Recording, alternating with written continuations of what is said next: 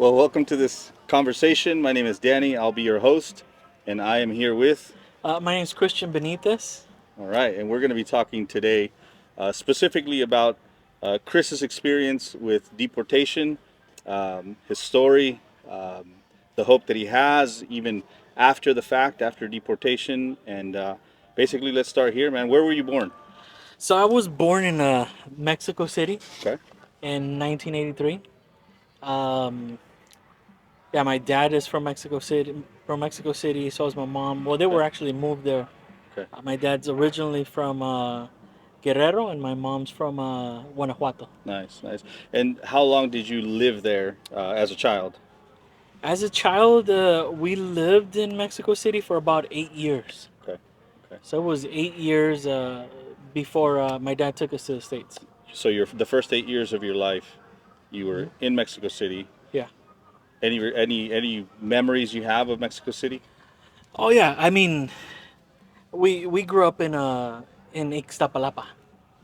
Can't even So pronounce that. But Ixtapalapa. Okay. part of it Ixtapalapa, part of it Coyoacan. Okay. But Nice. where we grew up, it was a vecindario. I don't know how to call it. Yeah, yeah, yeah, like what do they call them in New York? Like Well, not a borough. not a Is that borough? what? No. No, no. I'm thinking the Bronx. No, no, no. No. Well, what I was trying to say with the vecindario was like, you remember El Chavo? El Chavo. More or less. Yeah, yeah. You know how they all lived in one spot and there was different families Yeah, that yeah, lived in yeah. those houses. Yeah, yeah, like kind of like the old style hacienda living situation, but a community, not just Right. like one family. Yeah. And it was all of our family. Well, Okay. for the better half of our family Okay. lived in one vecindario, Okay. Nice. and so I do have those memories. Yeah. Growing up with my cousins, messing Nice. around, uh, driving our bikes out there. You know what I mean? Taking them apart, putting them back together, on all that good stuff. But Nice. Now, yeah, now, do you still have family in Mexico City? Like, are these cousins and that sort of thing still there? yeah. Okay. We have a big part of our family living in Mexico City. Okay. Dad's side, mom's side, the Awesome. better part of our family is Okay. still in Mexico City. All right. That's awesome. That's awesome. So you said 8 years you were there, and just doing a little bit of math. I'm not good at math, but you are older than me then. I was born in '87. You were born in '83. So I thought you were maybe my age, man. I thought you were younger actually, but you're more or less my age. I'm 38 if I'm not mistaken. So I'm 42. 42. Okay, sweet, man. Yeah. Awesome, awesome. So yeah, so you've told me a little bit of your story. So this Yeah. is more so me asking you some of the things I already Yeah. know about you, some of the things I don't know about you, like like what you just shared with me. Yeah. Didn't know that about you. So I'm getting to know you a little bit more, but I do want some of these things that you have already shared with me. Yeah. Even I remember our first conversation. You messaged me and said, "Hey, I want to talk to you real quick," and it's about some business stuff, and I was like, "All right, cool, let's get on the phone." And we got on the phone, and I was like, "Tell me a little about your story." Like you you and me have a lot in common, Yeah. and we'll get to the artsy side of the stuff we have in common and so on, Yeah. Yeah. the fine art life. Of course. But yeah, so I got to hear like the summary version of this conversation. So I'm excited for you to just unpack a little bit more, share about that story, Sure. for me to get to know you better, and for the audience to also get to hear your story and your perspective on this whole uh, your experience about deportation. Yeah. So 8 years old, more or less, and then you guys go to the U.S. You said your dad is it now? Did you say your dad and not your mom, or you're saying your family? You guys just went. Well, at the beginning, it was just my dad. Okay. Okay. My dad went Okay. and left my mom and my brother and Okay. I. At that moment, it was only us three. Okay. And he went to the States trying to get that amnesty deal that was going on in the 80s. Okay. Unfortunately, he didn't get to take part in that. Okay. I think my uncle did. Yeah, Yeah. I mean, it was big. Everybody was trying to get over there because they wanted that opportunity. Yeah. So when my dad gets over there, obviously he doesn't get to be a part of it, but he Yeah. stays. Okay. Yeah. So for I think if I'm not mistaken, I think it was like a year or two Okay. that my dad stood over there in the States while we were still in Mexico City living Okay. in that vecindario With mom still there with you guys? Okay. with mom, and Okay. so we lived there for a little while, and then my mom kind of like I want to go too. You know, look, Yeah. we're apart. Yeah. You know, our children are apart. You Yeah. know, our relationships is apart now, and so I want our family to be together. And Yeah. so my dad really couldn't afford Yeah. to take all of us or pay for all of us to cross to the States. So I was the unfortunate one. Really? My Okay. mom and my younger brother Okay. were able to get across, you know, because that was all my dad was able to afford at the Okay. moment. Yeah. Yeah. And I ended up staying with my Nina, with my Yeah. uh, what do you call it, Nina? Grandma or No, like godmother? godmother, Okay. which was my she was my mom's sister, right? Okay. Okay. But so I ended up staying with her. I lived with her for like, I think I want to say like 7-8 months Okay. Nice. before my dad Was able to afford was to get able you. to. Yes. Okay. And so is that your whole family as far as like do you have a big family or is it just you two? It's Like a mom, dad, and then you two? Or now it's four of us. okay, cool. Four, so Two. with you, there's four children. Yes. Sweet, awesome, So I'm awesome. being the oldest. Okay, My brother is a couple years younger okay, than me, and then we have awesome, two younger sisters. awesome, awesome. So ultimately, does everyone get out there? My sisters come after the fact. Okay, okay, So okay. they come. They were born in the States. Okay, cool, cool. So yeah, ultimately, like for whatever that amount of time that I was in Mexico by Okay, myself with my Nina, a couple of months after my okay, dad, you know, awesome. picked us up, and you There know, you go. we went to So, the States. all right, so you land in the U.S., however that is, Yeah, by plane, by car, whatever, by yeah. desert, on foot, whatever it is. You get Mhm. to the U.S. Where do you land in the U.S.? What state? What city? All right, so man, I had forgotten this, Okay. but my mom actually went back to Mexico, Okay. Oh. and she went with my younger brother. I totally had forgotten about that.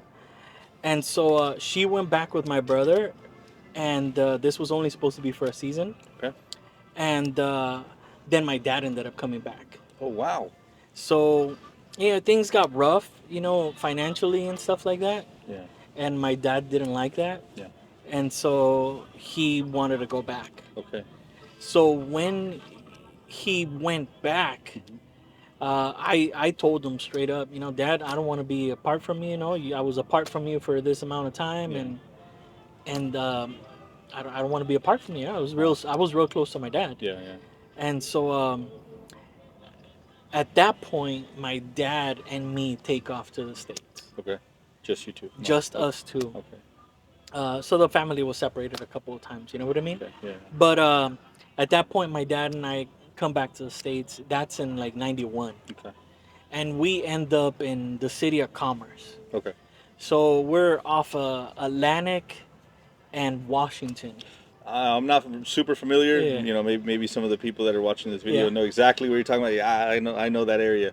I don't know the area. I grew up in Vegas, but yeah. go ahead. Bro, it was ghetto, man. Okay. Okay. We ended up. That was the point. That Yeah, was the yeah. point. It was There you ghetto. go. That way people know. Well, I mean, at least the people that know where Okay. that area is at. Okay. At least in the '90s, that area was ghetto, bro. Okay. You know, gang life in LA and all that stuff. Yeah. We were surrounded by them in that specific area. Yeah. Okay. Yeah, at night you'd hear them gang banging, you know what, Yeah. chasing people in the hallways of the apartments where we were staying and all that stuff. Wow. You hear the shootings and all that stuff. Like the cars just Yeah, burning out. Like exactly, okay. bro. So I mean, that's where we landed, and we were there for about, I think, a year Okay. until my dad could get my mom and my brother across Okay. again. This would be for the second time. Second Dude, time. like the whole process all over again. Yes. Okay, just obviously slightly different people go first. In this case, you. Yes. Okay. This is my first time, Oh, but this is my okay. brothers and my brother and my mom's, Ah. that would be the second time. Okay, that makes more sense. I'm like, Yeah. dude, so you came, No, you no, with your dad, everybody got here, and then everybody went back, and then okay, all bro. right. And I apologize. No, no, no, I'm no. one to always confuse people, Dude, no, but it's all good. my bad. But yeah, this would end up being my first time making it to the States, Okay, all right, and cool. that's gonna be '91. Okay, so you land in this area, Hmm. rough area, like you're saying. Yeah. Was that somewhat of a landing pad for you guys in the sense of like, hey, that's like a cheap spot that we can get in when we first get there, Yeah. and then we can work to get just to a better neighborhood or something like that, or how was that? Did you guys stay there long term in that neighborhood? All right, so where we ended up, it was my uncle's house, Okay. and so we lived with my uncle and my aunt. Okay. And so when we lived with them, it was though obviously the plan was just to be there for a little while. Mm. Once my mom got here, then we could not be in that spot. You know what I Yeah. mean? It was not feasible. For sure. So my dad gathered up enough money to move us to East LA and get our own apartment. Okay. Okay. So I think it was still 90. It was still 91 Okay. when we end up in East LA. Okay. And now you guys are independent. Now you Yeah. guys, you know, you're not at your uncle's place. Yeah. You got your own place. How is East LA, man? I mean, that doesn't seem like, you know, East LA is also known, right? Yeah. So, I mean how's that that? I don't remember it that much as a little kid. At least Okay. when we got there, Okay. I don't recall too much. But it was later years that I do recall vividly. Okay. I do remember the apartment where we got to, bro. Man, full of roaches. Oh yeah, welcome. Yeah, it was the experience. You know, Oh yeah, yeah. you're getting up Saturday morning, wanting to watch cartoons. That's it, man. Go grab your cereal box. That's you it, pop it dude. open and bunch of roaches, bro. Yeah, yeah. No, that Uh, happens, man. That happens for I, sure. I remember that, really good, bro. But Yeah. I remember life was better than Mexico. Well, there you go. That's Yeah. true. That's true. I don't know if you know about Ixtapalapa, but it's No. one of the Never heard of it's it. one of the worst neighborhoods right now in Mexico City. Well, right So, at like now. right now, Right yeah. now, 2026. Yeah, Really. it's pretty bad. And has just let's focus on that for a second. Has it been bad and then just getting worse and worse and worse to where it's at now, or was it like it's just a nice little place back in the days, but now something changed I think to make it more it's getting dangerous? worse. Okay. Back then wasn't as good, Okay. but now it's getting bad. I've heard, like, and mind you, I don't live there. Yeah, This yeah. is just stuff I heard. For sure. I know a couple of people in Mexico City, but I don't keep that much in touch with everyone in my family. Okay. But I have heard that a lot of people go in and they don't come out. There you go. There you go. So But don't quote me on that. You know what I mean? so yeah. So you're in East LA now with your Yeah. family. You guys are in Joe's apartment. You know. Yeah, Right. straight up. Yeah, I remember the movie.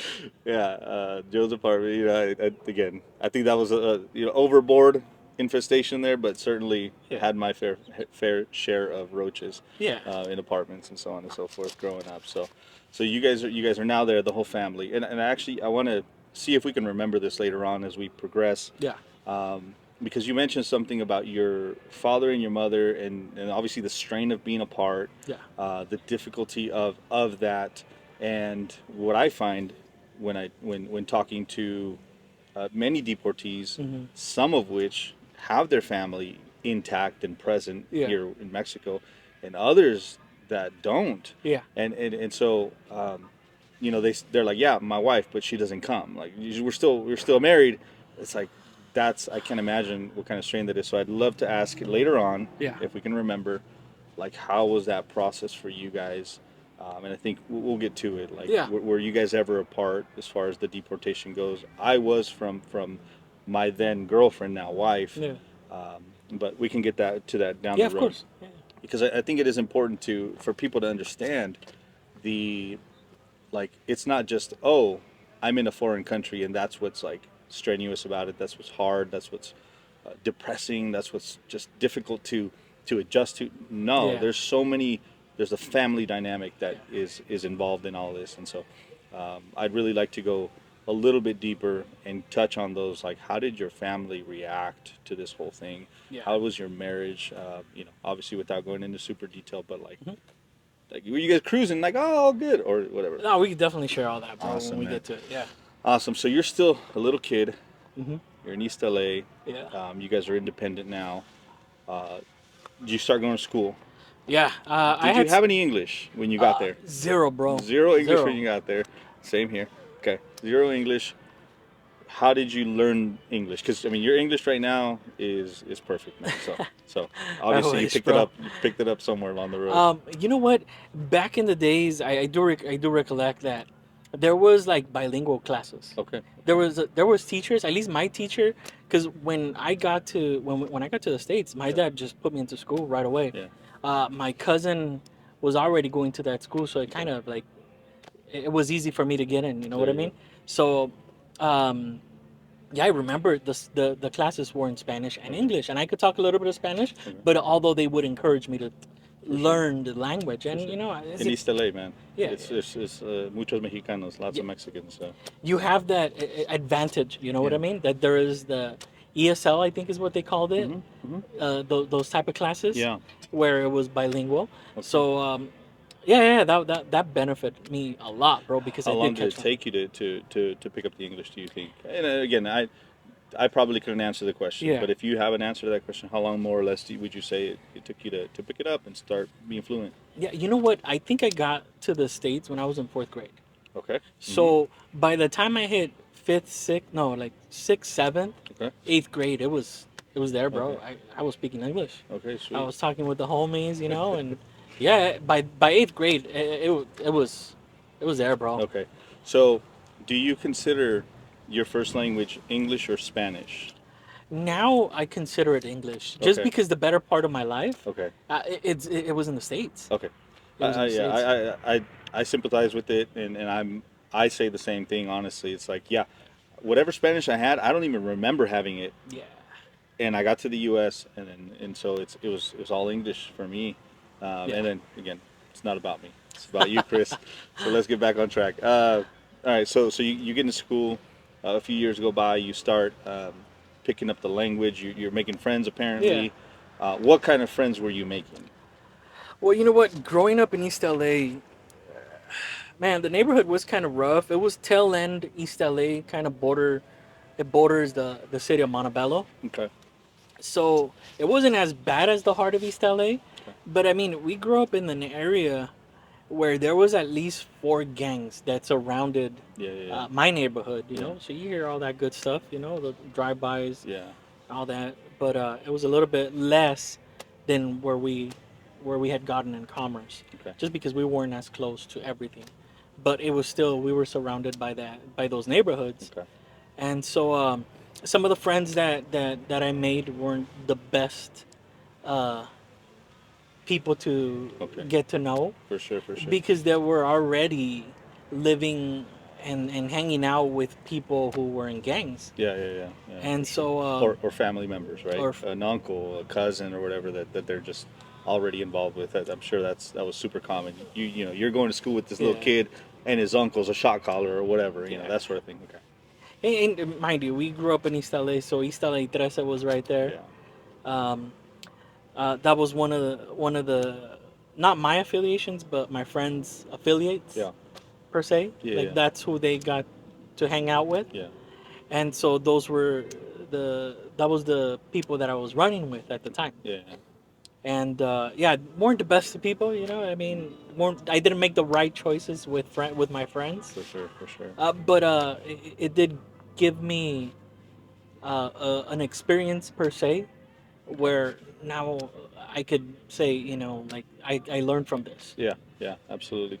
I think, and you can tell me if I'm wrong.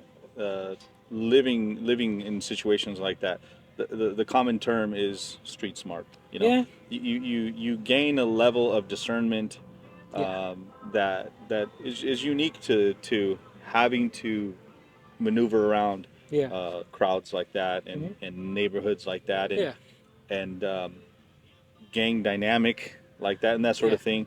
And I have heard the same thing in many cases about the LA area. I mean, it's yeah, literally like this block belongs to this gang, yeah, but that block right over there hmm, belongs to that gang. So don't cross the street. yeah, Go the long way if you're gonna go like whatever, because it's just literally like you're saying, like you said, we were surrounded essentially by four gangs. Like, yeah. yeah, probably by like a block's distance, right?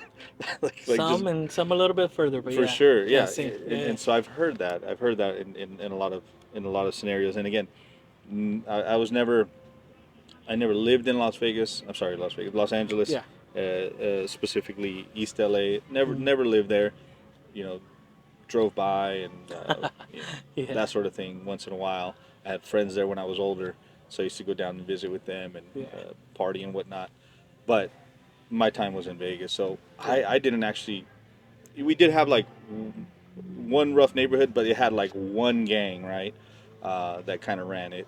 Um, and it kind of everywhere was like that. It's like a big territory is just one gang. Yeah. Whereas here, it seems like it's kind of, Surrounded. yeah, surrounded, man. All right, so you start making these friends. You start, in a sense, getting close to them, Yeah. and they're close to some of these gangs and that sort Yeah. of thing. Did you end up just saying, "Hey, I'm buying into this too. I want to run with you guys"? I mean, it's a sense of belong, right? Yeah, yeah, yeah. Was your dad in the picture still? My dad was still in the picture. In this comment, like Yeah, yeah, in yeah. this context, okay? Yeah. He worked to provide for the family, Yeah. so he worked 2 jobs. Okay, He would work his main job and then get home and work for sure. Yeah, to provide for the yeah, family. So we run amok, bro. yeah, You know what I mean? yeah, When my brother and I were younger, we yeah. pretty much did whatever we wanted. Same. And so, yeah, it was appealing hanging out with these guys Okay. because they were the cool guys in the school. Yeah, You know what I mean? You get to know the gangbangers and all that stuff. yeah. You get to know the cholos and all that. And typically they got nice cars too. Yeah. So But I mean, in eighth grade, sixth, seventh, eighth grade, yeah, you're already starting to develop all that, right? You're That's starting right. to hang out with them and all that. So that to me seemed appealing because Okay. to me that was cool. You know what I mean? Yeah. The way they dressed, Sure. people respected them. I was a Yeah. big part of it. You know what I mean? Yeah. People respected them as a kid. Yeah. You want to belong. Sure. You want to have a certain level of respect with your peers. For sure. Yeah. So to me, that was appealing. That's why Wow. I started hanging out with them. Okay. Yeah. Now, how deep did you get into that? How, or rather, we can even frame it this way: how long was that your space? You know. It was only a couple of years. I would say seventh, eighth grade. Okay. I started to hang out with this crew. Yeah. It was a crew essentially. It wasn't a gangbanging crew, Okay. although it became that. Okay. But when I was hanging out with them, mind you, I was a little kid. You know what I mean? It started with the drinking, hanging out with them. Started with the drinking. It started with the smoking weed and all that stuff at that age. Yeah. And to me, that's another thing that was appealing. Yeah. You get to hang out with these dudes. You get to smoke weed. You get to drink. You get these privileges. You get this Sure. certain amount of respect Yeah. per se, and that's what was appealing to me at the moment. Okay. But once you start hanging out in the block, that's different. Okay. You Okay. start seeing the big amounts of drugs. You start experiencing drive-bys. Okay. You start getting jumped. Yeah. You start getting punked. You know what I mean? Yeah. Stuff like that. That you start seeing guns. Okay. You know what I mean? Yeah. And so when I started experiencing all that stuff, Okay. I just felt like that was not for me. Okay. All right. So I did make the choice to kind of distance myself from them Okay. when I got to high school. Okay. Up until eighth grade, I hung out with these guys all the time. Okay. And then around high school, I started to get to know more people, Okay. and I kind of distanced myself from them. All right. So you make a really wise decision in removing yourself, distancing yourself Yeah. from that ambiance, and you did refer to it more as a crew than a gang. Yeah. What do you mean by crew versus gang? Like, I mean, meaning, what's a crew? Why not a gang? Like, why Well, I isn't mean, they were affiliated with the local gang. You know what I mean? But they were more like tag banging. Okay. I guess is what you could Yeah. define it as. Yeah, because you got your taggers, Yeah. you got your gangbangers, and then Yeah. you got that mix of Yeah. the tag banger. Yeah. And so I mean, you're aware of all that. Yeah. You know what that's like. So these guys were more gangster, Yeah. but not belong to a gang. For It was sure. a neighborhood crew Yeah. that hung out with the gang from the neighborhood. You know what I mean? Yeah. So I think that's the best way that I could describe it. Okay. Perfect. Perfect. But yeah, they weren't a gang, but they were tag banging, bro. Yeah. Jacking and all that stuff. You know what I mean? Yeah, yeah, certainly. I mean, that just one criminal activity, as it were, typically is not far from another criminal Yeah. activity or various or many criminal activities. So, you distance yourself from the. You say you started broadening your horizons, as it were, meeting new people. What was that next chapter in your life like? You met these new people. Is that like? Is there another kind of, like, did you go to the skaters? Did you go to the cowboys? Like who was that, or were they just random, Uh, like a bunch of people you started just meeting and branching out? How was that? I started getting into the whole party scene, Okay. bro. Raving? Or, Raving, okay. raving. You know, we'd go Okay. to raves and all Yeah. that, Never been to a warehouses and rave, all that. man, but heard all about it. It's a trip, bro. In California, Vegas has its fair share. They got the EDS or what is that thing no called? Burning Man out there. Okay. Yeah, they Oh just had. snap. I think they Okay. just had Burning Man out there or something like that. Wild stuff. But so that's more the direction you started going Yeah. after that season of that tag banging Yeah. season. Okay. And so the reason why s- not switch, but kind of like distance myself from them is because you're asked to do certain things. You For know what I sure. mean? Yeah. And yeah, you want to do them for respect because you want to earn their respect. I Yeah. mean, in any gang, they're gonna ask you to do things, For sure. Yeah. and so that's kind of what drew me to say like, I'm out. Yeah. You know what I Okay. mean? To distance myself from them. I still said what's up to them. I still, Yeah. Yeah. Yeah. You you weren't know, gonna be disrespectful. yeah, nah. Yeah. I still hung out with them every now and then, For sure. For sure. but it wasn't like I'm always at the block. Yeah. That's what we called it, the Yeah. block. Yeah. You know what I Absolutely. mean? But I stuck with the weed. You Okay. know what I mean? That I did like a Okay. lot. And in ninth grade, Yeah. you see this certain amount of freedom, where Mm-hmm. you start hanging out with people, and I mean, you could ditch school, if you wanted to. And so started hanging out with these people who would party all the time, Yeah. and go to their house, Yeah. smoke some weed, go back to school, Yeah. Yeah. and then, you know, There you go. stuff like that, bro. And uh, man, what else could I say about that time? Uh, How long yeah, did that last? More or less. more or less. Well, you know what? That kind of lasted for a couple of years. The Okay. party scene. Would you say through your entire high school time, or did it die out even before It that? died out. Okay. I think within a year Okay. or a year and a half Okay. tops. And then Wow, that, that's pretty quick. yeah. But then I stuck to the weed. Okay. Okay. And for me, the next chapter in my life, it was graffiti, bro. Okay. It All was, right. I think, in So did you get a taste of that with the tag banging crew? yeah. Okay. Yeah, I mean, they put a can in your hand, you get to start tagging. There you go. There you go. So yeah, I did like it. As a kid, I loved drawing, bro. Okay. I loved drawing. I was passionate about drawing. I could lock. From even like when you were in Mexico, or No, I think that was in the States. okay, when after your time there. Okay. Cool. Yeah, because they offer you like art school, or For art sure. classes Yeah. in intermediate. You know what I mean? Yeah. And so I took a lot of those. Awesome. By the time that I got to high school, I loved it. Okay. I was electives. It was always art class. You know what I mean? Yeah. And so I developed a taste for the art. You know what I mean? My teacher, her name's Miss Jurassic. Oh well. Good name. Crazy name, right? Yeah. But she always complimented me and my friend. Really. Like she would always tell us, "Look, you guys have a gift. You guys focus on your art, and you're gonna do good." Wow. But it was around that time that I met my best friend. Okay.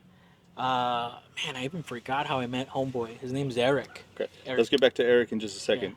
I'd like to selfishly Yeah. tell a little story Oh, about you're good. myself. Go for it. So in high school, it's interesting how you're saying that for the most part, but a lot of the times people are going to be like, dude, like don't waste your time. Like, what are you doing? You're just that's garbage or whatever. Yeah. And not build you up. They're going to tear you down. Even teachers and so on and so Yeah. forth. So I got my fair share of that, but I actually have in my high school years memories of a few teachers that were quite the opposite. One of them, for example, I was not a good student, period. Same. And bro. I wasn't a good student for night school. Like I Oh, was in night snap. school and I wasn't a good student. I mean, you don't go to night school because you're a good student, and Right. then at night school you're not a good student, so it makes you a really really bad student. Yeah. But anyways, totally. and she knew that about me, that just academically I Mhm. never applied myself, or I honestly don't think I had the capacity to do it. Yeah. Maybe then, maybe I would now. But she saw it in me. She saw Yeah. something in me. And interestingly enough, she said, "Hey, we're doing a book. Everybody's reading this book. I'd like for you to read a different book. And then here's instead of a book report like everyone's going to do, Yeah. what I want you to do, or an essay or whatever. What I Uh-huh. want you to do," She said, paint me, paint me. I think she said 3 or 4 canvases, small Nice. ones, de- depicting the various stages of the story that you're going to read.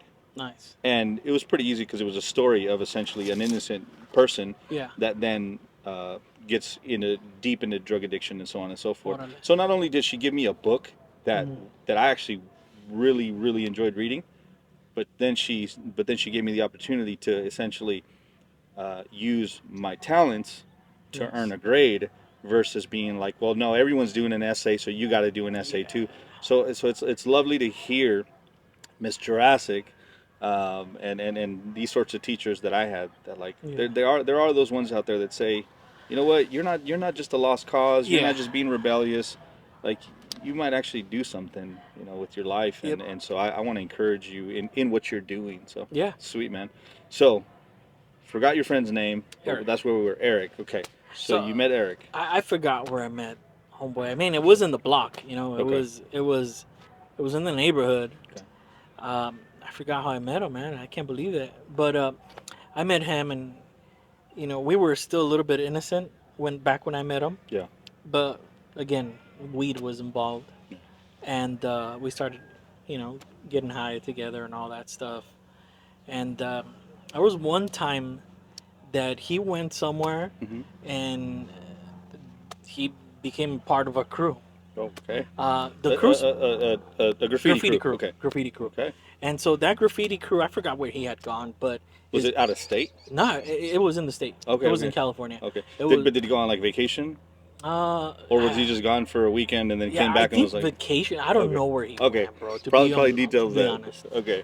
but he came back and he was from this crew called MDR. Okay. From what I know, it's big here in San Diego, Okay. and it's even in TJ. I've heard of it. Yeah. Yeah, Yeah. so he became part of that. I don't Okay. know how that went down, but he's like, hey, I want you to start writing with me, Okay. and um, let's go out and do a piece or something, you know what I Yeah. mean? Yeah. I'm part of this crew now, and I want you to get in on it, Mhm. And so I was like, all right, whatever, So I think this was '98. Okay. So in Okay. '98 is when I, really considered graffiti. Okay. Cool. And I liked it because, like I said, I was good at drawing, Yeah. Yeah. Yeah. and so it caught my attention. Okay. And so we would go buy cans. We Okay. weren't racking, Yeah. Yeah. yet. Not yet. I was like, but you did though, right? There's money Yeah, runs out sooner or later. yeah, we weren't racking yet, but I mean, you go buy yourself your 99-cent cans Yeah. at Yeah. Walmart. The silvers, blacks, golds, and reds. Yeah. Yeah, Yeah. I remember those little dollar cans, dude. yeah. Those are great. So I mean, that's how my graffiti season started with this guy. Okay. So knowing you, I know that you love graffiti in the sense that like um, right behind us is a piece that you did here for the facility we're at, and so I know you love it. But was it an addiction for you? Would you consider it that? Graffiti again, it wasn't. I don't think that was an addiction. Okay. Um, Again, as a kid, you want to belong. Yeah. You want to have. Um, you want people to know who you are. Yeah. That's the best way that I could describe graffiti. Okay. Yeah. Fame. Fame, I mean, exactly. in a sense, yeah. Yeah, no, totally. To different degrees, but nonetheless, it's fame, recognition. Yeah. You want to get up as much as you want, Yeah. so that people will know who you are, Okay. without Yeah, knowing who you are. Absolutely, that's right.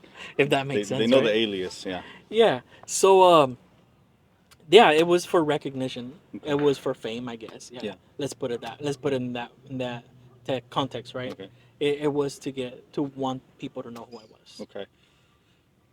Did it? So did you have that experience that many have, including yours truly, Yeah. of trying to find relief in painting? Like I'm gonna go and do this thing, and when I leave, I'm gonna be happier, better, because I did it. And then when it didn't happen, when you did something and it sucked, for lack of better words, Yeah. then you're like down, you're depressed, you're like, oh, that's like, Yeah, that like, sucks, like kicking you- rocks, Are you talking about gratification? Yeah, I guess, yeah, yeah. yeah.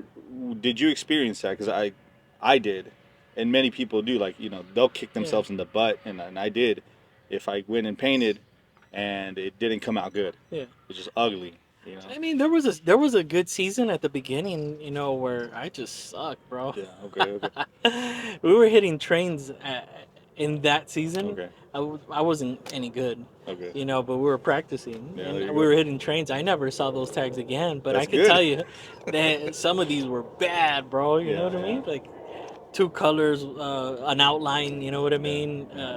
Yeah, it wasn't good. Okay, all right. But um, I mean, I could tell you that when I did a decent piece, I was happy, Yeah. bro. I was on cloud nine. You know what I mean? Yeah, Because yeah. people were gonna get to see it, Yeah. and they were There gonna you get to know.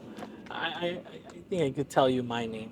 What I used to write. I used to write decal. go. Okay. And so if I was to hear, hey, decal did this, Yeah, yeah. and that looks dope. You know Yeah, what I mean? yeah. Gratification, bro. I'm For like, sure. dang, that I did good. Yeah, yeah, People patting you on the back. yeah. Hey, decal, I saw that piece you did. There you go. Man, gratification. Or even like, did you ever experience like that Superman effect, in that you're right there in plain sight and people don't know it's you, but you know it's you. You know you did that piece over there.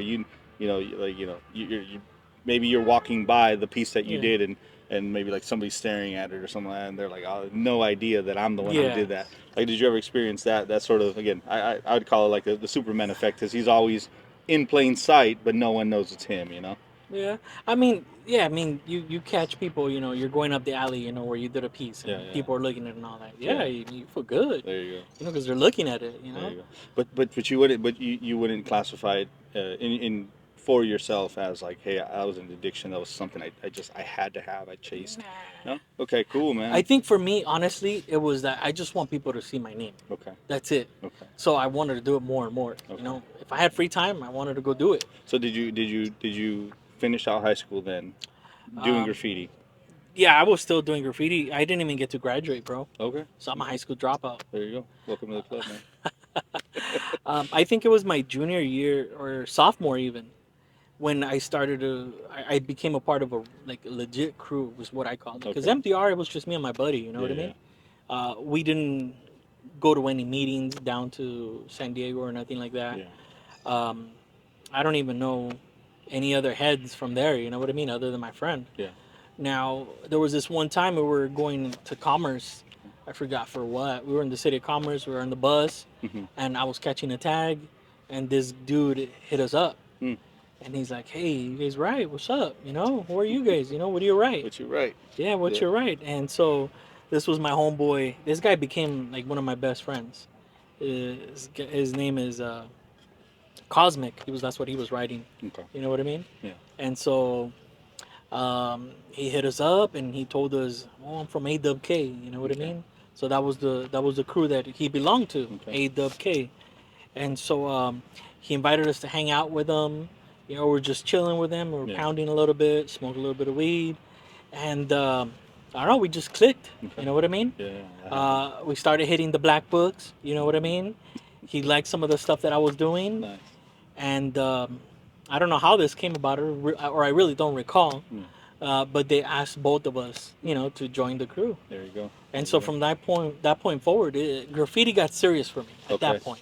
All right. That's when you get the big leagues. You Yeah, got the big leagues. there Okay. you go. I walked into the big leagues. Yeah, yeah. You got drafted. Yeah. You hit the big leagues, and for those who don't know this about graffiti and the distinction between graffiti and typical gangs, Yeah. is that in a typical gang you are devout and exclusive to that gang. Yeah.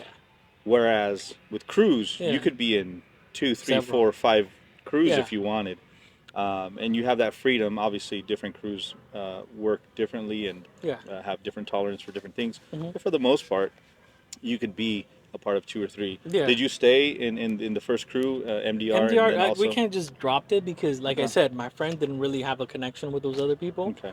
So we were part of AWK, and then later on, we did a more exclusive one. Well, I didn't do it, but I became part of it. Okay. Yeah. It was called Thugs. Okay.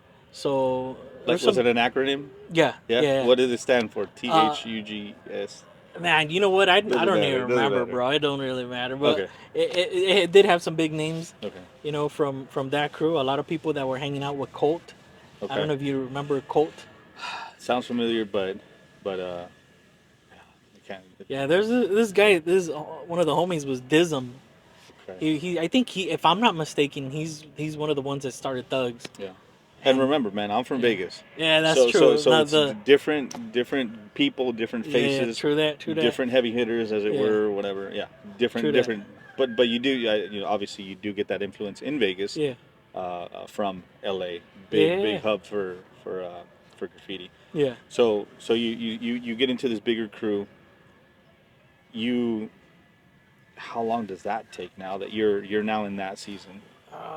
You know what? It took from 98 the whole graffiti deal for Yeah. me. It took from 98 till 2003. Okay. Okay. That's when I got caught for the second time. Okay. But yeah, like with this crew with A-Dub, you know, that was serious, bro. Okay. You know, we were going out racking, we were going out, you know, bombing all the time. Yeah. Dude, we take off sometimes at like 12 in the night and then come back like 6 in the morning when the Yeah. sun was rising. Oh yeah. Um, I remember the most serious it got is we ended up battling another crew. So Like live though, or are you just saying like that the beef that goes on, no, that you just go and you cap somebody's, you no, know. it was a crew that challenged us. Okay. Okay. So the crew was CFK, Okay. and they challenged us. Okay. They talked to the main heads and told them, "Hey, for a whole month, what do you think? You know, we battle. What's up? Are you guys down? Wow. So let's battle for a whole month, and for a whole month, we'll bomb. It has to be a fill-in and an outline, and the number 60, if I'm not mistaken. And so for a whole month, bro, we're just going at it, Well, going at it. but was your battle like see who gets up more? Yes, Okay. So and so you had to take. it wasn't like you do something and I got to go over you. Like I got to go No, find your stuff and like no, not Easter like egg that. hunt, find your pieces and go over them. No. Okay. No, not like So it was that. just like let's see who can get up Let's more. let's see Okay. who can get up more. But the thing is, you have to have evidence. So All you have right. to have pictures, Wow. and Wow, that's so insane. you have to have pictures. I've If never not, been involved in something like that. it don't count, bro. And so the whole deal, of course, we did it for Notoriety. Yeah. notoriety, Yeah. and also, you know, the loser had to buy 100 cans Oh, and a carne asada with all the drinks included. You know what I mean? there you go. There you So go. And an ounce of weed, yeah, probably. it got pretty serious, bro. I think the first night we almost got caught. Oh man. We were in the 710 freeway, Okay.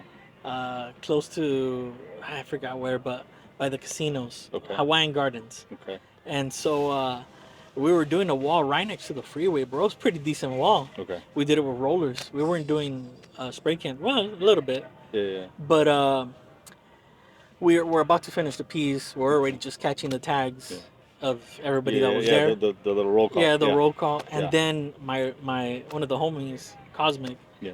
he goes out to the side to take a leak, and he sees a patrol car, bro, Ooh. posted up, and he's already calling it in and all that Oof. stuff. As soon as he did that, as soon as he saw them, he told the rest of us. We went under the overpass. We went under the overpass, Mhm. came out the other side of the freeway, and just walked like if nothing was going on. Wow. Sorry to interrupt the interview. I just wanted to clarify something. In the next section that we're going to go into, you're going to hear us mention the year 2023, 2022, and 2021. But in all actuality, we're referring to 2001, 2002, and 2003. So I don't know how this happened. Both of us started talking, and I think maybe we just fed off each other and started talking about the wrong years. They're not 2021, 22, and 23. They're 2001, 2002, 2003. So back to the interview. Got away that night, and And that so you got away that night, but Yeah. in 2023 you didn't get away. yeah, that was different. Okay. Okay. Okay. All right. So let's progress, because I mean I think we can spend A lot of a time. lot of time talking about this, because that is one of the things we have in common, man. I love me some graffiti. And here, by the way, we're in Tijuana. This is where we're at. This is we'll get to how you got from LA to Tijuana in just a bit.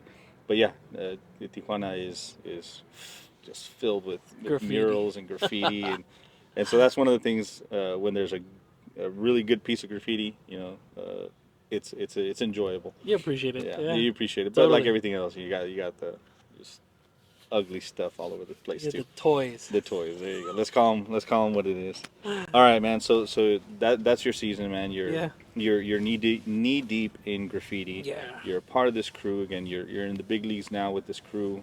Obviously, that was a significant season episode of your life. How long did that last? When did that season end for you? 2023 or what was- 2023. Okay. That's when everything took a turn. Okay. Okay. It was around 2020. I want to say 2021, Okay. or not even 2022. So when- how old were you more or less then? 18. Okay, 18. Had you met your wife yet? Yeah, I had met my wife. I met had my already- wife when I was 17. She was 16. in high school?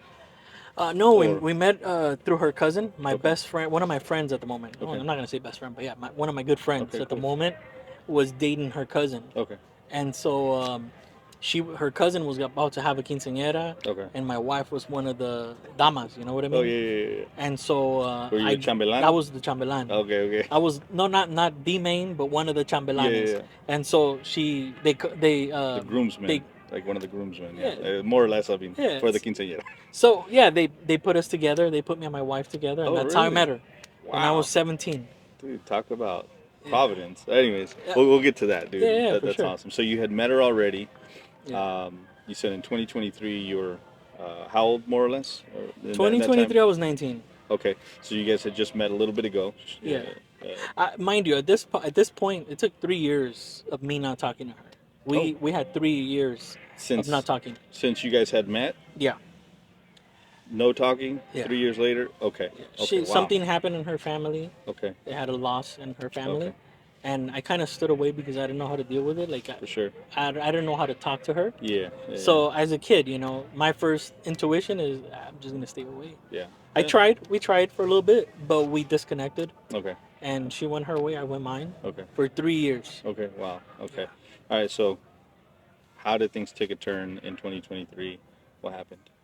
All right, so just a little bit of context. In Yeah. 2021, I get caught Okay. doing graffiti for the first time. Okay. We're out there bombing on the 60 freeway, and then the cops just surrounded us. It was me and again my friend Cosmic. Oof. Man, the homie, we're always together. But we get caught that night. Mhm. Mind you, it's my first time. Mm. Slap in the wrist, probation, Okay. and 48 hours in the. So you would have been underage then. Yeah. You would have been 17ish. No, I was 18, bro. Okay. I was 18. All right. Wow. So yeah, some around it. Okay. Yeah, but it was a slap in the wrist. Okay. It was, mind you, the first offense Yeah. of any kind. This is the first time I landed in jail. Okay. I gotten stopped, before, Yeah, but for sure. it wasn't like you're going to jail. Yeah. No, this is the first time I got booked. Okay. So that's why it was a slap on the wrist. Okay. Fast forward a little bit, 2022, when I finally get caught. Okay. For the second time, I'm under probation, Mm. and I get caught by the cops again. Doing graffiti. Doing graffiti. Okay. So a homie rolls up to my house. Hey, I got this stencil, and let's go give it a shot. And I told him, bro, I just hit a wall yesterday. That stencil would look dope in the middle of my piece. There you go. So here we go. We're going to Wow. the place where I did the piece. Yeah. It was in an alley right there in East LA, and I just finished the stencil, bro. I just put the can down, and then 2 patrol cars Wow. boxed us inside the The alley. alleyway. Oh man. It's Yeah, like getting out there. it was over at that point, bro. We were high, we were caught red-handed. Yeah. You know what I mean? Wow. And the only ones that ended up going to jail was the guy that was doing the stencil, Mhm. and then myself. Okay. Yeah, because you were on probation. Yeah. That's a violation. It's a violation. I couldn't be around people like that, or Oh, okay. spray cans and stuff like that, markers and stuff like that. Yeah. So the part condition. part of the condition, the stipulations. I were that you- violated the probation. All right, man. That's so. What happens? What happens after that? The second. So you're on probation. Yeah. Obviously, you already got caught one slap on the wrist. How does this second Well, episode go? it went pretty bad, bro. I ended up with a year in jail. Is what Wow. they wanted to give me. Okay. Mind you, we're living in LA, and the laws always flexible. There was this thing around that time where if your crime wasn't violent, Okay. they would again give you a slap on the wrist. Okay. I had already spent like a week in jail Okay. before my court date, and it was a slap on the wrist, bro. Again, Okay. they gave me time and a half, Okay. but I was looking at like 6 months, bro. Okay. I was gonna do like 6 months. Okay. That was the deal. It was a year, Yeah, but yeah. I already had served a little bit of time and good behavior in the Yeah. jail. I was a trustee. Okay. I was in the 5400s in county jail, There you go. doing really good, behaving. There you go. You're an exemplary inmate. Yeah. Yes, there you go. And so they wanted to give me a year, but it was only going to be like not even half of that. Around that time, Okay. ICE shows up in the county jail. All right, let me pause you right there real Go quick. for So this whole time, you get arrested you get caught that first time. Yeah. You get that slap on the wrist. You were over 18. That's why I was asking, Mhm. were you underage? Because I know that in a lot of cases when you're underage, your legal status doesn't really matter. Yeah. But if you turn 18 and you get before the law, Yeah. before authorities, you now you're an adult. Yeah. You at the moment you're 18 and you're in front of a judge or in front of a police officer and so on and so forth. Now you're really susceptible to the Yeah. realities of deportation. So did it come on the radar at all when you first got caught? When I first got caught, it didn't at all, bro. They didn't say nothing It about didn't it. say nothing, They bro. I didn't- was just in county, and not in county, because the second time I was in county. Yeah, My yeah. first time it was city jail in Montebello, in the Okay. city of Montebello. Yeah. That's where I was So they, at. so they probably didn't even like check any Nothing. federal, your federal status or Yeah. nothing like that. It was No. just like local. Oh, yeah, he's got an address and Yeah, that's it. nearby He's going or to whatever. school. He's going That's to it. school. All right, whatever. Okay, so the But- first time didn't come up. No. Second time, obviously now. Yeah. It's more serious. Yeah. I'm in county jail. You know what I mean? Yeah. I'm locked up in county, Okay. and they take it a little bit more serious. Yeah. Now I violated my probation, so I'm proving that I didn't learn You're my like lesson. you're a repeat offender, as Yes. it were. Yeah. Exactly. Did you or your parents ever try to get papers for you? Get you legal completely? Yeah, we did. Okay. My dad actually tried for the whole family, but unfortunately, it was around that time when a lot of people were taking advantage of Okay. the immigrants, Okay. Okay. and they jacked my dad for the money. Never submitted the paperwork. Okay. Never heard back from homeboy, and that was that. Okay. My dad got so And discouraged. it's not cheap. So I No. can understand. I mean, I can understand. Like, dude, I just gave you like a college fund. For Yeah. my, it could have been a college fund for my kid, and I just paid you to fix my papers or Yeah. to fix our papers, and like just bounce like Yeah, that. he was discouraged, bro, for sure. Okay, so you guys tried in a sense. Yeah. You guys did that. Got taken advantage of, Yeah. unfortunately, and you weren't able to ever get your papers No. while you were out there. Okay. Yeah. So that's why now ICE has every right to say, Yeah. we need to talk to you. Yeah. Okay. So what happens when? So you're in custody. I'm in custody. Yeah. ICE is allowed to sit down with you Yeah. in custody. Okay. In custody. how- Yeah, this all took place in the county jail. okay. All right. Go And for it. so they man. brought me into this little room, bro. I didn't know what was going on. Mind you, I'm naive. I'm 19 at this Yeah. point. Okay. Homeboy just tells me, "Hey, this is what's going on. Yeah. I'm a part And of." you knew you didn't. You knew you were from Mexico. Yeah. And not from America. Yeah. Not from the U.S. Okay. You knew that. There My wasn't- dad always emphasized on that. Okay. Okay. Knowing who I was, what I was doing, Yeah. knowing the type of Okay. So he was reminding Yeah. you. He reminded you like, hey, son, don't Chill. forget, dude. Like, yeah, you got to calm down. Okay. you're not like your friends. Okay. They get locked up, they're gonna Okay. let them out. Okay. You get locked up, you're gonna get deported. Wow. Okay. All right. So again, I'm trying to get into your mind, man, Yeah. and just see like how are you, like, why is ICE here? You know.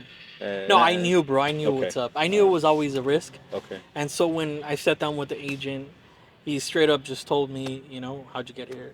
this, and that. And I think I shared most of it vaguely. Yeah. And yeah, that was it. At the end of the interview, I learned that I had a hold on me. Yeah. Ooh, So I couldn't post bail because we're trying to post bail. for sure.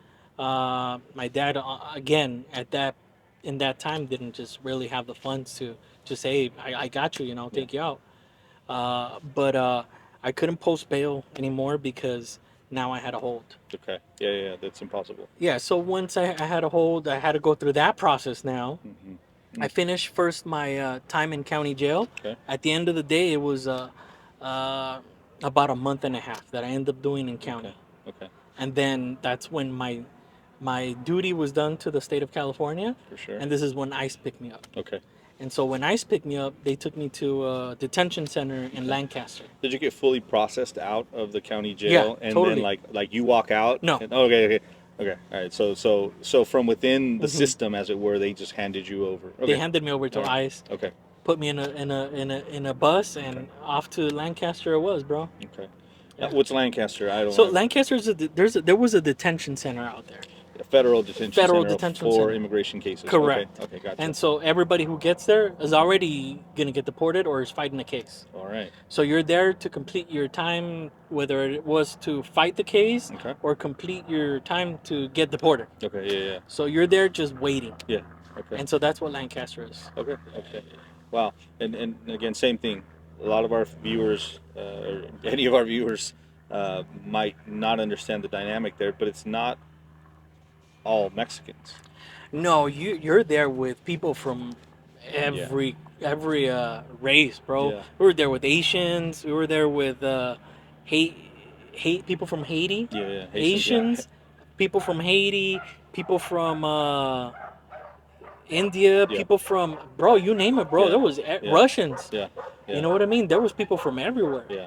Yeah. So you're now in Lancaster, and Lancaster is that. It's every federal case. It's not, and it's also not prison either, in the sense that like in that setting, when I was in it, there's no gangs, like there's no that sort of thing. I don't know if it was Yeah. different in Lancaster, but certainly in my experience, there was none of that. If anything, you're just going to hang out with those who are Well, from your race, but just because you Yeah. guys are going to be going back. in my experience, there was. Okay. You're still divided. Oh, okay. You're either gonna claim one or two things. If you're a Mexican, Yeah.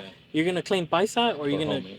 you're gonna claim sureño. Yeah. Okay. Yeah. And I always ran sureño, bro, Okay. Yeah. because it was part of the neighborhood. You know Yeah, what I mean? I was in the neighborhood. I grew up in the neighborhood. Okay. I wasn't a paisa, so I couldn't just say, "Hey, I'm a paisa." Yeah, for sure. No, my crime says everything. You know what I mean? Yeah. So I ran with the sureños Okay. in county and Okay. in Lancaster. Okay.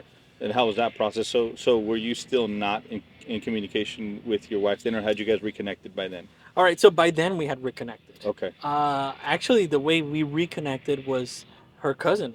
Mm. Her cousin, when she learned that I finally was in jail, like Mhm. that I had just got caught. Yeah. My friend told her, shared all that information, and told her about it. And so my wife's cousin thought it'd be a nice idea to go and visit me. You know what I mean? Wow.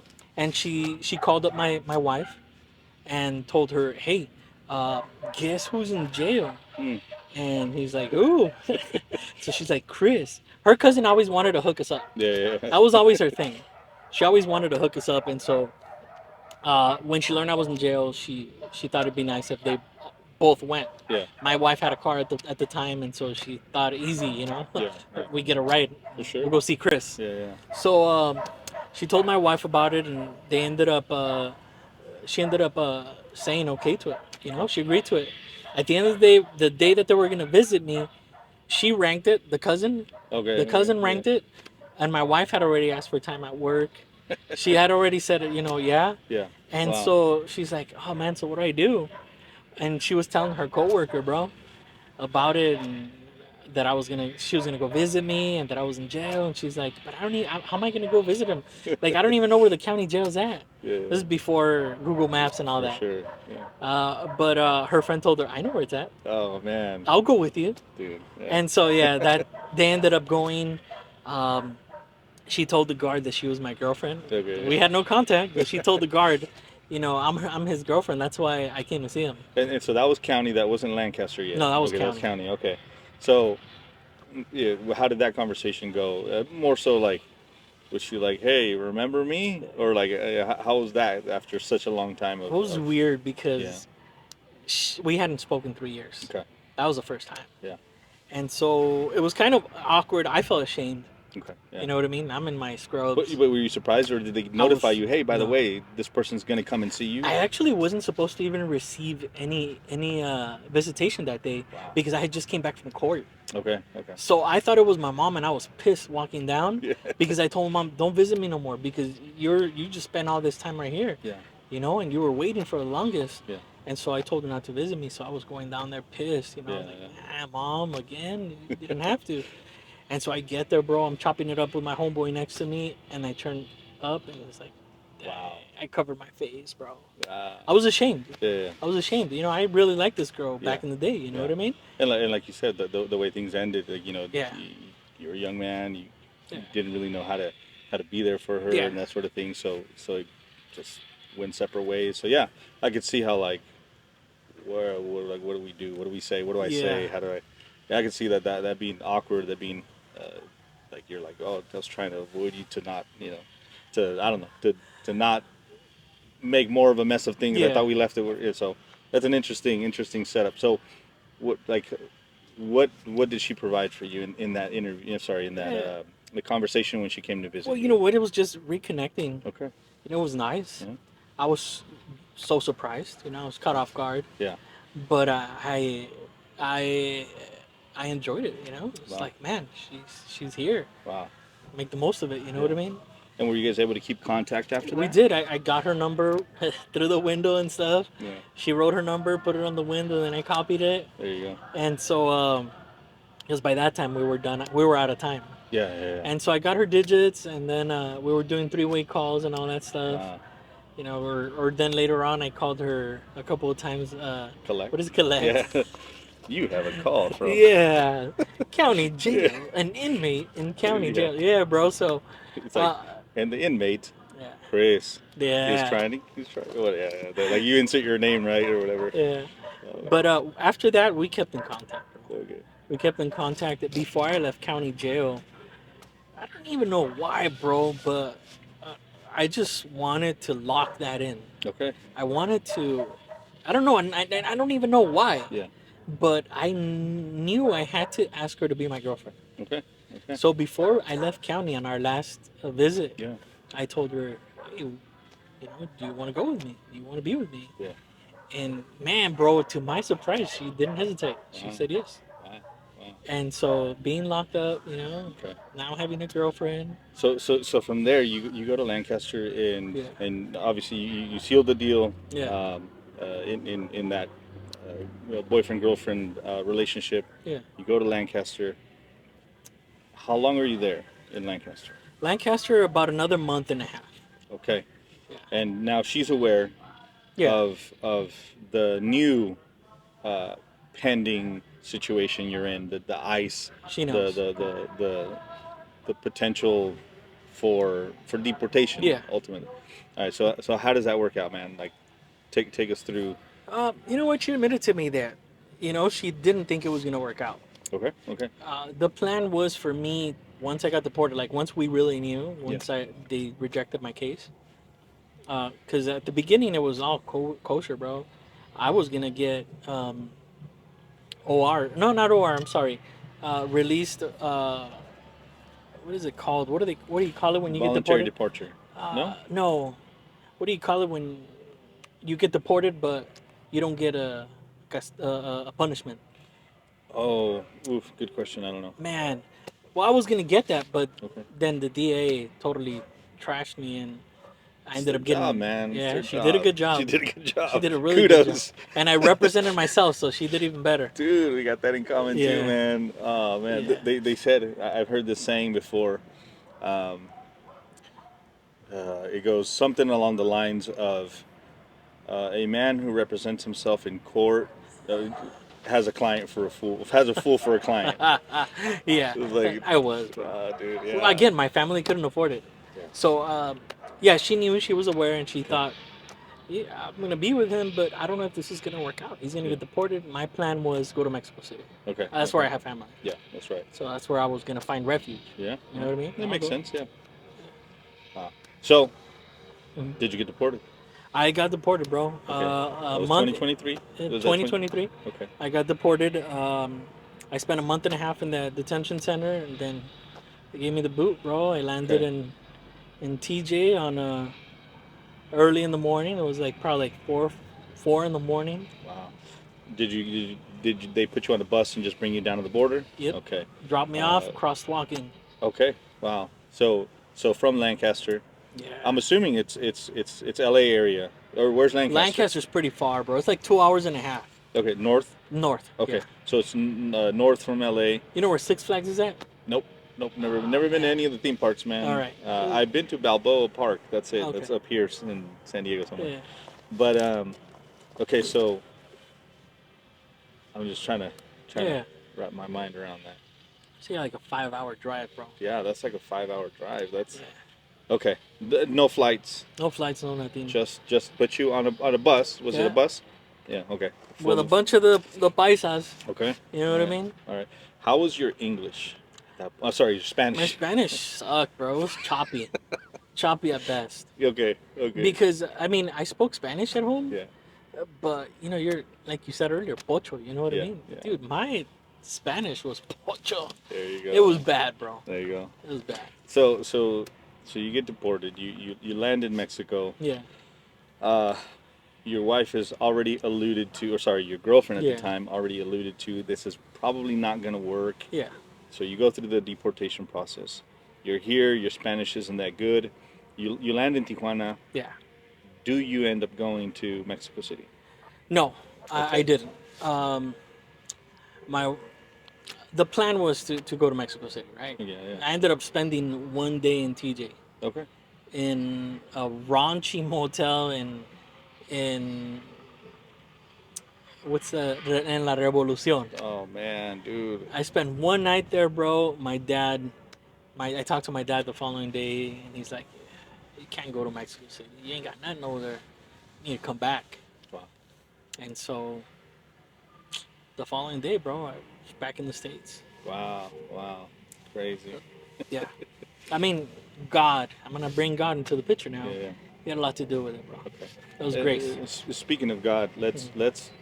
I've been meaning to ask this question. Did Mhm. your family have any religious beliefs growing up, and did they pass those on to you in the sense that were you raised in any religious context? My grandmother did. She was Catholic for a long time. Okay. When we left the States, she became Christian. Okay. My mom and my dad really never took us to church. Okay. The only times we went to church was a wedding or a quinceañera. Okay. That's it, bro. That's Baptisms, bro. Yeah, Baby baptisms. bro, Oh no, that's Christian. yeah. Sorry. You said did they take you to the Christian church or the Catholic church. Okay. So yeah, we're then baby Catholic. baptisms, bro. Yeah, but we never went to those, bro. We would go after the fact. Okay. And so my dad really is not a religious man. Okay. My mom is now a Christian. Okay. She came to know the Lord a long time ago, but walked away from it. Okay. And just, later on in her life, Okay. having problems with my dad, Okay. she gave her life back to the Lord. All right. But I wasn't raised in any religion. Okay. Cool. There was no Jesus Christ Yeah. in our family or anything. Yeah. But I'm telling you about this season of my mom and my dad having issues. My mom drew back to the Lord. Okay. And I remember, this was before I got locked up. Yeah. I remember hearing the alabanzas, the Okay. worship Yeah, songs, that she would put. Hmm. I remember home? at home Okay. bumping. She would bump, bro. Jefita would bump. Yeah. She was using the Mexican moms, man. Yeah. They spend a good penny on their sound systems, dude. I remember. I mean, my we mom, had a yeah. we had a decent Sony system, bro. My mom too, dude. And Yeah, so I think she loved it more than she loved me. So I'm just I kidding. remember those Marcos Wheat songs. You know what I mean? Yeah. I'm not sure if that's his name, but I think Yeah, it is. it's It it. is. Yeah. I remember all those songs, bro. And Okay. they resonate. Okay. Now I can recall. There you go. Now that I hear them, I could go back in that time. Yeah. But no religious influence Okay. until I got locked up. Okay. My mom started again. There's trouble in our family. When I was in county jail, she would tell me, read the Psalms. Okay. And you know what? I mean, jail, it's easy to grab a Bible, bro. You know what I Yeah, mean? You have a yeah. lot of time. Yeah. And so I grabbed it. But, I mean, bro, this was all gibberish to me at the moment. For sure. For sure. That's I didn't understand what Scripture was trying to tell me. yeah. Yeah. I didn't understand at all. Yeah. It's it's like telling a blind man to read a Yeah. sign, you know. Unless it's braille, like there's no way they're gonna be like, I have no idea what it says. I can't see, you know. I know there's a sign there, but what does it say? I have no idea. Yeah. So Around this time, I do start seeing God's hand in my life. I mean, looking back, I could see it far back, right? well, bro, what you've told me about just your wife and the whole like again like she's gonna go now to the. I mean, I know the cousin had a lot to Yeah. do with like hey pushing her, but like with just thinking reasonably, Yeah. you guys really have no reason to like to land where you guys Yeah. land, where you're at now. But just going back real quick, so you ping pong basically. You got into Mexico, Yeah. and you're back in the Right U.S. back. Dude, right back. All right, where are we at then? What's going on? All right, so when I come back, bro, yeah, I put my family through hell, bro. I spent a little chunk change, in jail, they had to go visit me 2 hours away, for a while. They had to spend those long times in county jail Yeah. waiting for me. It's 15 minutes, bro. Yeah. And so I put them through hell, bro. All that worry, all the uncertainty, it affected them greatly. Yeah. And when I came back, my mom was already seeking from God. Okay. She was already trying to have a relationship with God. And For sure. she was looking for a church where there was sound doctrine. Okay. She took us to a bunch of churches when I came out, bro. She's like, you're going to go to church. You have to make a change, son. Yeah. You put us through hell. And Yeah. I felt like I owed her that much. After a while, after going to a couple of churches, like she couldn't even find a church for herself, bro. Wow. You know what I mean? She was still like just bouncing from church to church, Yeah. just reading her Bible. I told her, you know what, Mom, I can't go to your churches no more. If you find me one in English, I'll go to that one. Yeah. You know, I'll try it out. I told her that. And I thought to myself, if she can't even find a church for herself, how in the world is she going to find one for me in English? Yeah. Bro, again, God had God had a plan for our life. Yeah. And even from just as far as, like I told you, looking back, I could already see it developing. Yeah. It was at this point that my mom had a really good friend. Okay. And her son was kind of like a really good friend to us. Yeah. Wow. And she told me, hey, you're going to go with Araceli to this church. Wednesday, you're going to go with her. Okay. And it's an English-speaking church. And I'm like, all right.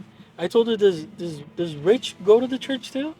So I mind you, I've been locked up. Yeah. Me and this guy and my brother used to smoke weed together. Yeah. We'd go to her house and smoke weed in there, bro. And to his house. And she said, yeah, Richard goes to church. Wow. I'm like, man, homeboy smokes weed and he goes to church. Mind you, I come out of jail. I still got all those traits. Oh, yeah, I'm yeah, still yeah. smoking. I'm still drinking. Yeah. Not exaggerating, but I was. Yeah. And so I said, cool, let's go to church. Bro, I get there, and she actually was congregating in Calvary Chapel, Montebello. Okay. The pastor's name is Pancho Juarez. Okay. He's hood, bro. Yeah. Pancho, my pastor, grew up in the hood, grew up in East LA. His Yeah. wife grew up in East LA. Okay. This is my first introduction to something different, bro. Okay. Sorry if I get a little bit Oh man. emotional. Yeah. Dude. But my idea of a pastor was taking advantage of people, taking their money, suited and booted. I got everything, and you guys got none. Yeah, That's yeah. that's the way I view religion. Yeah. My dad had influenced that, too. Yeah. The way he thought about religion and stuff. Yeah. And so that was, handed down to me, and so that's what I thought. But when I got there that night, bro, I felt conviction for the first time. Yeah. I will admit, I wasn't ready for it. Yeah. But I felt conviction for the first time. Everything that the pastor was talking about resonated with me. Yeah. It convicted me, bro. I felt bad for what I was doing. Wow. And it helped to receive it from him Yeah. because he didn't look like what I had pictured a pastor was. For sure. Yeah. Bro, he was talking with even slang, bro. You know what I mean? Words that I could understand. Yeah. He spoke in a manner that was in my level, Yeah. bro. For sure. I never heard that before. I never heard the gospel preached that way. Yeah. And for the first time, I felt conviction. Wow. And I wasn't ready for it, bro. Okay. Wow. I was still smoking weed and I was still drinking. Okay. It took 7 years till Really? the day I gave my life to the Lord. 7 years from then. Yeah. Wow. From that like. Now, were you in those 7 years still plugged into that church, or did you go for a season and then just fall off, chase the world for the majority of the 7 years, and we can get into the what happened after what happened in that at that 7 year mark, more or less. All right, so I'll try to be as quick as possible. Yeah. But I ended up getting married, bro. Okay. 2005. Okay. 2005, my wife and I, well, 2004, we got married twice. Oh. Okay. Through the court Okay. and then through the Catholic Church. Okay. There you go. And so, 2004, we get married Did through you the court. baptize your children? Any children? 3 of them. Oh. This is before I came to know the Lord, bro. Okay. You're forgiven. We thought we were doing the right thing, brother. Okay, Remember? Okay. All right. Man. So we get married, bro. 2004. Okay. Dang, we're kids, bro. Yeah. She's 19, I'm 20. Okay. Wow. We have our first kid in 2005. Okay. We were both working, Mhm. living busy lives. Yeah. She's working all day. She's in the medical field. I'm in construction. I don't have papers, bro. So Yeah. I'm struggling to find steady, good work. For sure. Yeah. So doing the whole thing, I ended up getting a really good job after a few years in the lighting industry. Okay. And so I climbed the chain, bro. I worked my way up until from picker to customer service / tech support. Okay. Wow. And so all this time that transpired in these 7 years, Mhm. we were like with 1 foot in and 1 foot out of the church. Okay. Her parents grew up Catholic. Okay. They're Mexican, so that was a thing for them. And we would go to the Catholic church. Yeah. Even when we had our kids, we took them to the Catholic church. Yeah. Every Sunday we were there. And for a time we were going to Calvary on Wednesdays, Okay. and then we would go to the Catholic church on Sundays. Yeah. Yeah. So that's kind of where we were. Yeah. In that so, season. so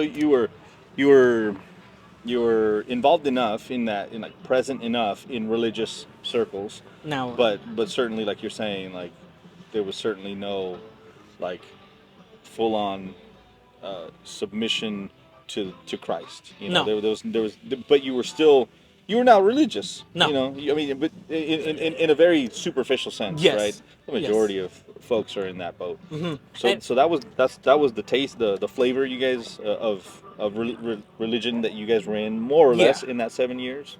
we weren't devout, but we thought we were doing the right thing. Okay. Yeah. For sure. And mind you, we're young. We started a marriage where I have addictions. Yeah. You know what I mean? Yeah. It goes beyond alcohol and beyond weed. Yeah. I had addictions that affected my marriage. Yeah. For sure. And affected my marriage in a big way. Yeah. We were having a lot of issues, a lot of problems. It got close to infidelity. I could say that. Wow. You know what I mean? Yeah, On both parts. Yeah. In our work. You know what I mean? But we were just living. I know my wife will agree, and she'll let me say this. We were living in hell, bro. Yeah. We were making our lives miserable. We didn't know. I didn't know how to be a husband. She didn't know how to be a wife, bro. Yeah. We were doing us. Yeah. You know what I mean? Yeah. And we were doing whatever we wanted. Yeah. By the grace of God, it never got to infidelity. Yeah. But we hurt each other a lot, bro. It got to the point where around that 7 year mark, we split up Okay. because we had enough. Okay. We had enough. She told me, if you want, then leave. Yeah. And I said, all right, I'm out. Yeah. And so it was that bad, bro. It was living hell. You Yeah. know what I mean? We didn't treat each other well. We did a lot of bad stuff to each other. And so when she gave me that option, I made a call, had somebody pick me up, Yeah. and I bounced, bro. Yeah. We had it was we had I think it was one or two kids at that point. Okay. I think my wife was pregnant with a third. I think no, we had two kids, bro. Okay. We had two kids at that point. Okay. So there's a separation. Yeah, there was a separation. Okay. I think Separation. it lasted like about a month. Okay. Uh, while I was apart, my kids missed me, bro. They were little. Yeah. They were asking like, "Where's Dad? Yeah. How come Dad's gone? Where'd he go?" And I ended up at my mom's pad. You know what I mean? And my oldest daughter would tell my wife, "I want to go with Dad. Yeah. I want to go where Dad is." Mm. And so that kind of did, mess with my wife's heart. You know what I mean? Yeah. And there was this one time in particular. Sorry, let me backtrack a little bit. Yeah. By this point, we're not going to church at all. Okay. When my second daughter was born, we stopped going to church completely. Mm. It was hard. Mm-hmm. Yeah. We struggled a lot, bro, to get to church. Yeah. To either one, Yeah. whether it be the Catholic or the Christian, Yeah. to Calvary. Yeah. We just stopped going, bro. Okay. Yeah. And that's when things just blew up. Okay. That's when Wow. things just got bad. They went from bad to worse. Yeah. And so, one of these times, I told my wife, "Hey, I want to see my kids." Mm. I got to that point, bro. I miss my kids, For bro. sure. And so I told her, "Can you bring them to me?" She's like, Mhm. "Not to your mom's." Mm. So I told her, "You know what? Meet me at this park then." So yeah, she went to the park. She brought my kids. We hung around for a little while. Yeah. She was still like kind of distant and stuff. But I'm gonna tell you, this was all God, Mm. because I'm not this bright. I'm not this smart. You know what I mean? I was tired. Yeah. Legit, I was tired of being apart. Mhm. I was from my family. Yeah. I was tired of hurting her, the way I was. I was just tired of that life. Yeah. And I told her, "You know what? We've tried everything already. But I want to try this one thing. I want to go back to church." Mm-hmm. And I think that came from God. Mm. Me telling her that came from God. And Yeah. I'll tell you why. Because, like I said, I'm not that smart. I'm not that bright. Yeah. And when I told her that, bro, she accepted. So I think this was all ordained by the Lord, Yeah. because she accepted. She didn't fight me. Yeah. She said I could come back. Wow. So she said I could go back home. Wow. And went back home, bro. There you She did give me some rules. go. Yeah. Yeah. This was just for the kids. Yeah. For right now, this is just for the kids. Yeah. Me and you, we do us. Yeah. Yeah. But you can move back in for the kids. Yeah. I'm like, cool. Wow. But I did tell her, I want to go back to church, and I want to try this because we have not tried this. Mhm. But I told her, I don't want to go to your church. I Mhm. want to go to my church. I called it my church. Yeah. I told her, and I want to go Sundays and Wednesdays. Yeah. And she agreed, bro. Funny note, later on, she admitted to me that the only reason why she agreed to it was because she didn't want me to find a little Christian girl. A little jealousy goes a long way, obviously. Yeah, but that's how we came back to church. Wow, awesome, man. All right, so we're literally burning daylight. Yeah. So after that, so you're back in church. Yeah. How was that? As far as like you didn't just, I don't think you just got back to church, or maybe you did. I don't know. Get back to church and it's like, okay, I'm all in. I'm committed. Or like, did you hear the gospel again? When would you say, to make it more plain? Yeah. You said you went to the church. You heard the gospel plain and clear. But then the 7 years happened, and then now by God's doing, you're back at the church. You want to go back to the church. Yeah. What would you say as far as where was the time of your salvation? Was it after the 7 years or before the 7 years, and you just were rebel on your own, on your own path for those 7 years? How would you? It was like right around that time where I gave my life to the Lord. I was when my third daughter was born, Okay. and I believe this is 2020, 2019. Oh, sorry, I'm horrible with dates. And No, no, no. 2012. Okay. Wow. It came a little bit earlier than that, but mind you, I'm still who I am. Yeah. Just because I'm going to church doesn't mean I changed completely, and I'm a saint. Yeah. Yeah. I hadn't even given my life to the Lord at this point. Yeah. Um, we're going to church. I'm hearing the gospel. I'm hearing God's truths. Mm-hmm. I'm hearing His promises. Yeah. And it got to a certain point where at church we were reading the book of, or studying the book of Revelation. Okay. And I think what got my attention Mm-hmm. is knowing the future and what's going to happen Mm-hmm. to anybody who has never accepted Jesus Christ Okay. and what they're going to go through. Oh wow. Yeah. When I understood that, Mm-hmm. I said, my family cannot go through that. Okay. And a couple of services later, this was our Sunday studies. A couple of services later, I remember the day vividly. It was a Wednesday night. It was December 2011 on the 6th of December, Mm-hmm. where I was running away from the Lord because of my sin. Mm-hmm. And the Lord was prompting me to accept Him already several times. Every time they gave the altar call, I would start panicking. Yeah. My heart would start racing, bro. My hands would start getting sweaty. Yeah. Yeah. Like, I couldn't explain that feeling. I Yeah. couldn't explain what was going on Yeah. until one night. I just couldn't stand it anymore, bro. There you go. I felt that, but, bro, like times 10. Yeah. Yeah. Even more so. And that day, my wife, funny thing, she thought we were leaving early because the altar call's going on right now. Yeah. And I'm being prompted and I want to go. Yeah. And so I said, that's enough, Lord, I'm going. There you And so she thought we were leaving go. early because my brother was visiting with us and we were going to go out to eat after. Yeah. Yeah. And she's like, all right, cool, we're leaving early. But no, I took her by the hand and we went up to the pulpit Yeah. and accepted the Lord that night. Wow. Bro, legit, when I gave my life to the Lord that night, it's like a lot of people say, I felt a weight lifted off my shoulders. Yeah. Bro. Yeah. Felt like Yeah. all of a sudden I wasn't carrying what I was carrying.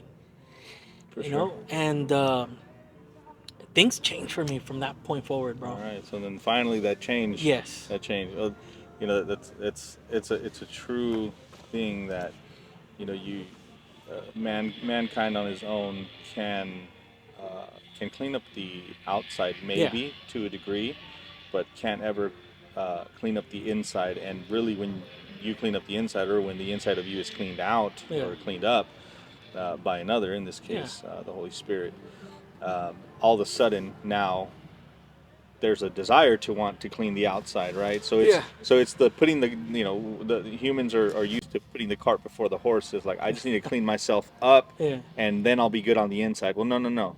Something needs to happen on the inside for them for it to come out. So it finally did for you. Congratulations. Now there it was, only took how many years? Yeah. It took several years, man, and a lot of pain. A lot of pain, yeah. Caused dude, a lot of lots pain.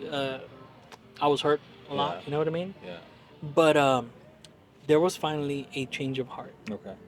There was finally a change in my life. This was a pivotal point for us because God started working in my life. There you go. The first thing that He took away from me was that little mouth that I had, bro. Every other word was a cuss word. Yeah. Didn't matter that my daughters were there. Didn't matter that my mom or my dad were there. Or the only respect I had was for my father-in-law and mother-in-law, because I didn't want to disappoint them. You know? Yeah. Wow. I had respect for them. Yeah. Wow. And so those were So the you only did have people. limits. Yeah, I did have some moral limits Yeah. to a certain degree, but it was cuss words, bro, for everything. But after that night, it was like God just flipped the switch on me, bro, and I didn't cuss anymore. Wow. Like, I could legit tell you, from that point forward, I wasn't cussing. Wow. I just didn't cuss anymore. That's what happens, man. Yeah. My mom tripped out. She called me out on it. She's like, "What happened to you?" I was like, "How come you're not cussing. What happened? And Yeah. I told her, you know, I shared what happened with what the Lord was doing in my life and all that. My wife started seeing a change in me. Wow. I was actually reading. I bought a Bible, There you go. Wow. bro. This is it right here. That's the same Bible. That's the same Wow. Bible. This was my Wow. first Bible, Nice. and I started reading the Bible. Okay. I was, man, my eyes were open, bro. I was finally understanding. Remember before I told you I couldn't understand? For sure. I was finally understanding what God was trying to tell me Yeah. through His Word, Yeah. the changes that I needed to happen in my life. Yeah. But it was a process. I Wow. wasn't perfect. Yeah, Yeah, for He sure. took away the mouth that I Yeah. had, but that sanctification process is still ongoing in my life. Yeah. So, as I'm listening to you, I think if anyone else is listening, they're probably putting two and two together and potentially asking themselves this question. And so maybe this could segue Yeah. back into this broader conversation that we're having about deportation. So now you're a Christian, Yeah. but you're there illegally, Chris. Yeah. What do you do with that? You know? Well, you know what? I'll admit to you, I was scared because if I get caught, bro, now I have more to lose. Yeah. I have a marriage now. I have kids. I have a good Church. job. I have church, you know. Yeah. And I was always afraid to drive. Obviously, you get pulled over, that's it. Yeah.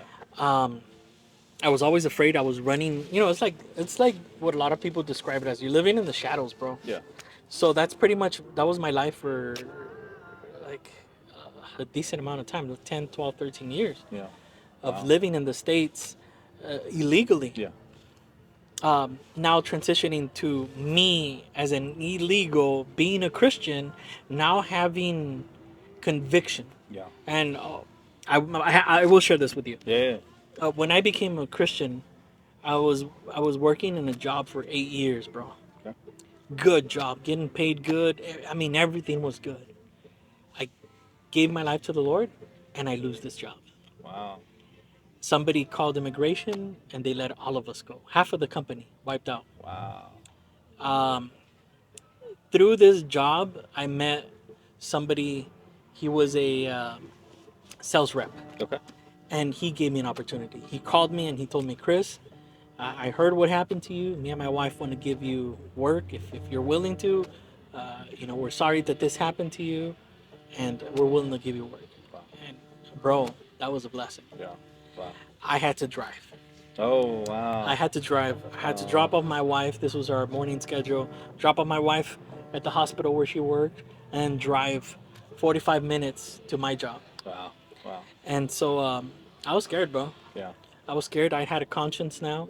I had, you know, I knew right from wrong. Well, I was getting to know right from wrong. For sure. Yeah. That was all starting, and I was reading my Bible. And one day, this is the first time the Lord spoke to me. Yeah. I was working for this guy, and he would give me like an hour break. I would take off. It was a gated community where he had his office, and so I would go to a good spot under a tree, Yeah. and I would just read Yeah. and have my lunch. Yeah. So I read this, bro. I read Romans 13. I'm sure you already know what that is, but just to give you a little bit of context, Yep. Yep. this was the first time that the Lord spoke to me. This is the first thing He ever clearly let me know, bro. And so yeah. So in this conversation that we're having, right Yeah. before you read that, again, this is now you're a Christian. Yeah. You don't have papers. Yep. You have a conscience. You have a knowledge of or you're gaining knowledge. Yeah. And here you're going to share a crucial piece of that knowledge you gained to then move you on how do you now go about this really difficult dynamic of being now a Christian that's called to do certain things and live a certain way, but you're also now there illegally, you know, in the U.S. So this is it's a tension. It is. Okay, so what does God reveal to you here that All right. helps you with that? So I tension? knew it was wrong. Okay. I knew that me now being in the country Uh huh. was wrong. I was doing wrong. I was breaking the law. You know what I mean? Yeah. So I understood that, Yeah. and I knew that, and my life was being affected because now it's affecting my job, Yeah. Yeah. and the Lord was showing me that. When Wow. I read Romans 13. Romans 13, this is what it is. Let every soul be subjected to the governing authorities, for there is no authority except from God, and the authorities that exist are appointed by God. Therefore, whoever resists the authority resists the ordinance of God, and those who resist will bring judgment on themselves. For rulers are not a terror of good works, but to evil. Do you want to be unafraid Mm. of the authority? Do what is good, and you will have praise from the same. So You were afraid of driving. I was afraid of the law. You were afraid of the law, Yeah, and so driving was one of those terrible yeah, scenarios that you had to do daily, daily, at and least so twice a day. yeah, daily. And so in one of these, before the Lord spoke to me, I had already dodged a checkpoint. Oof. I mean, if you know checkpoints, bro, they come after you, bro. Yeah. Yeah. If you make a turn, they'll come for you, and that's just how the cops work. You know, they know what's up. Yeah. So when I dodged this checkpoint, bro, nobody came for me. Wow. I was just waiting for it. I waited and I waited, bro. I even I was about to park, Yeah. but something just told me to keep going, Wow. and nobody came for me. Wow. Then I hear this. Wow. I understood two things. I was being rebellious because I was breaking the law. Okay. So I couldn't be right with God Yeah. if I was being rebellious. Second thing, he gave me to understand through that passage that I needed to leave the country. Okay. That was clear to me. Yeah. I understood that clearly and perfectly. Mm. That's what the Lord spoke to me, bro. Wow. Wow. I understood I needed to leave the country. Wow. Yeah. And this is the first time God ever spoke to me. Wow. I didn't know what this was. I didn't know what was going on. Yeah. But I understood that clearly God spoke to me. Yeah, and I will venture to say that, you know, if this podcast turns into anything and I get to sit down with other people, I'm going to venture to say most of us are not going to have that story. Yeah. This is a very unique story from just conversations I've had casually with people. Yeah. It's typically not a like a self-imposed, not it's not even a self-imposed, but like a realization, a profound realization that there's an inconsistency, especially because you're a Christian. There's an inconsistency with the loving the truth but living a lie, Yeah. in a sense, you know. I feel So this is a really important conversation because most people, I'd say the majority, if the majority, are not going to have this perspective. So what did you do then with, you have this knowledge, your conscience is already at you, you escaped the checkpoint that Yeah. one occasion. What's next? What's next? All right, bro. So I will be honest with you. I hid it from my wife, bro, for 3 months, Wow. and it was eating me alive. Yeah. You know those sleepless nights Mm-hmm. that you get because you're hiding something. At Yeah. least back in the days when we were starting off, that's how it was for 3 months, bro. Wow. I hid it from my wife. Wow. We were still going to church. You know, we were getting involved in church. We're starting to serve and all that. And we went to go fellowship with a sister. Mm-hmm. And she was a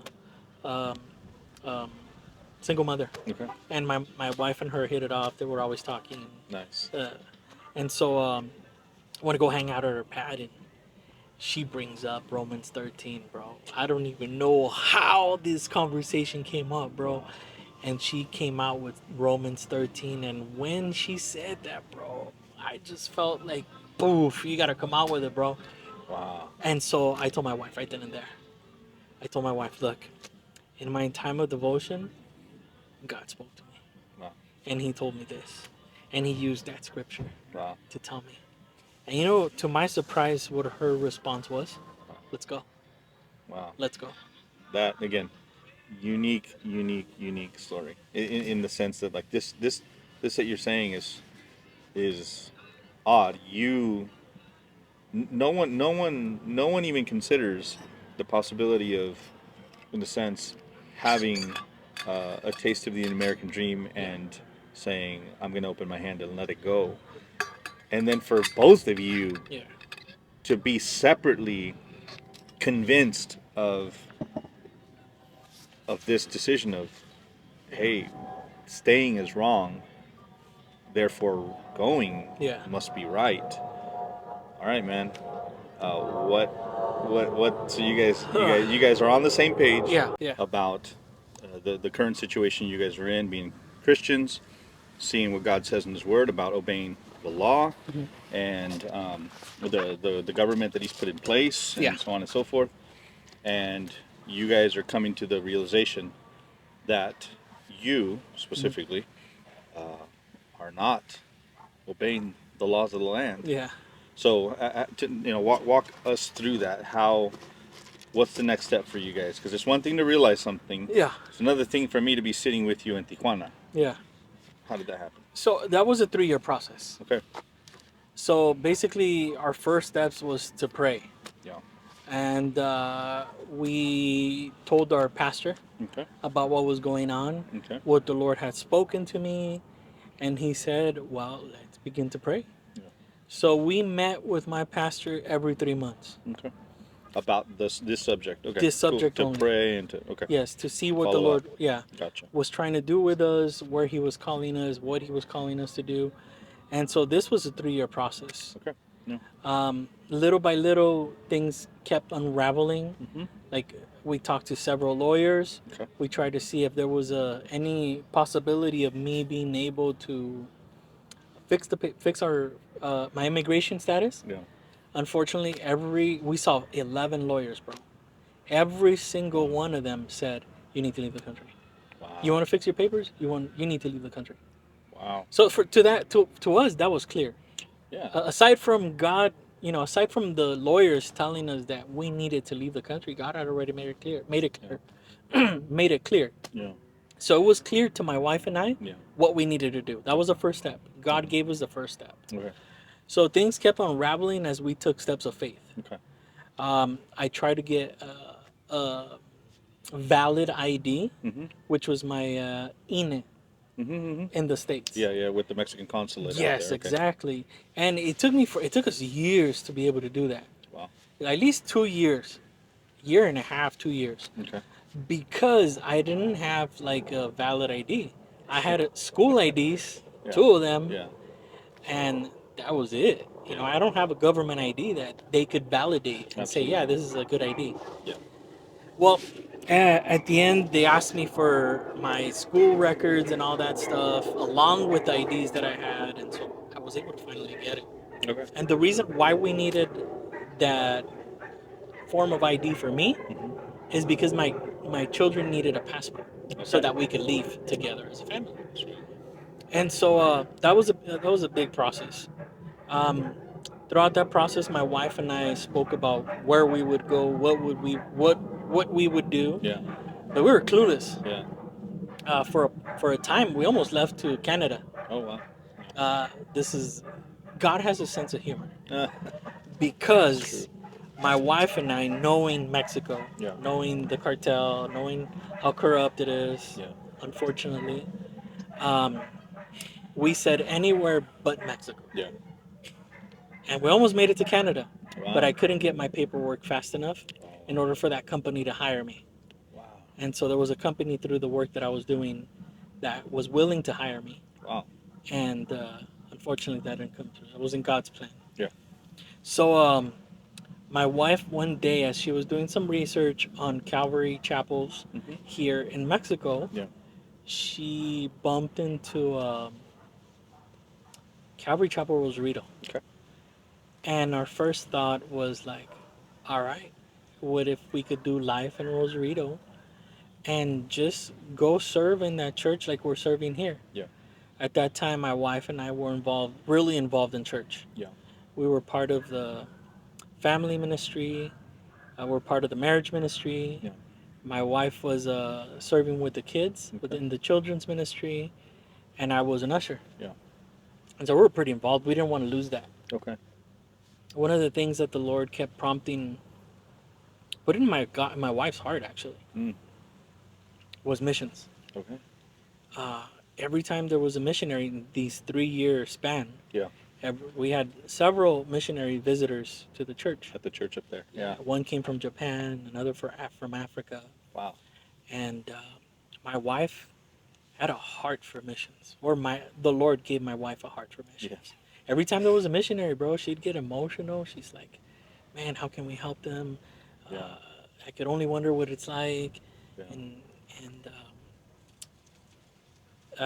she would have a heart for it, bro. Wow. And I'm like, "Man, you're crazy, love. I don't think I could leave to another country, far, far away." You know, I was not against it, but I was like, "Man, how could we even do something like that?" Yeah.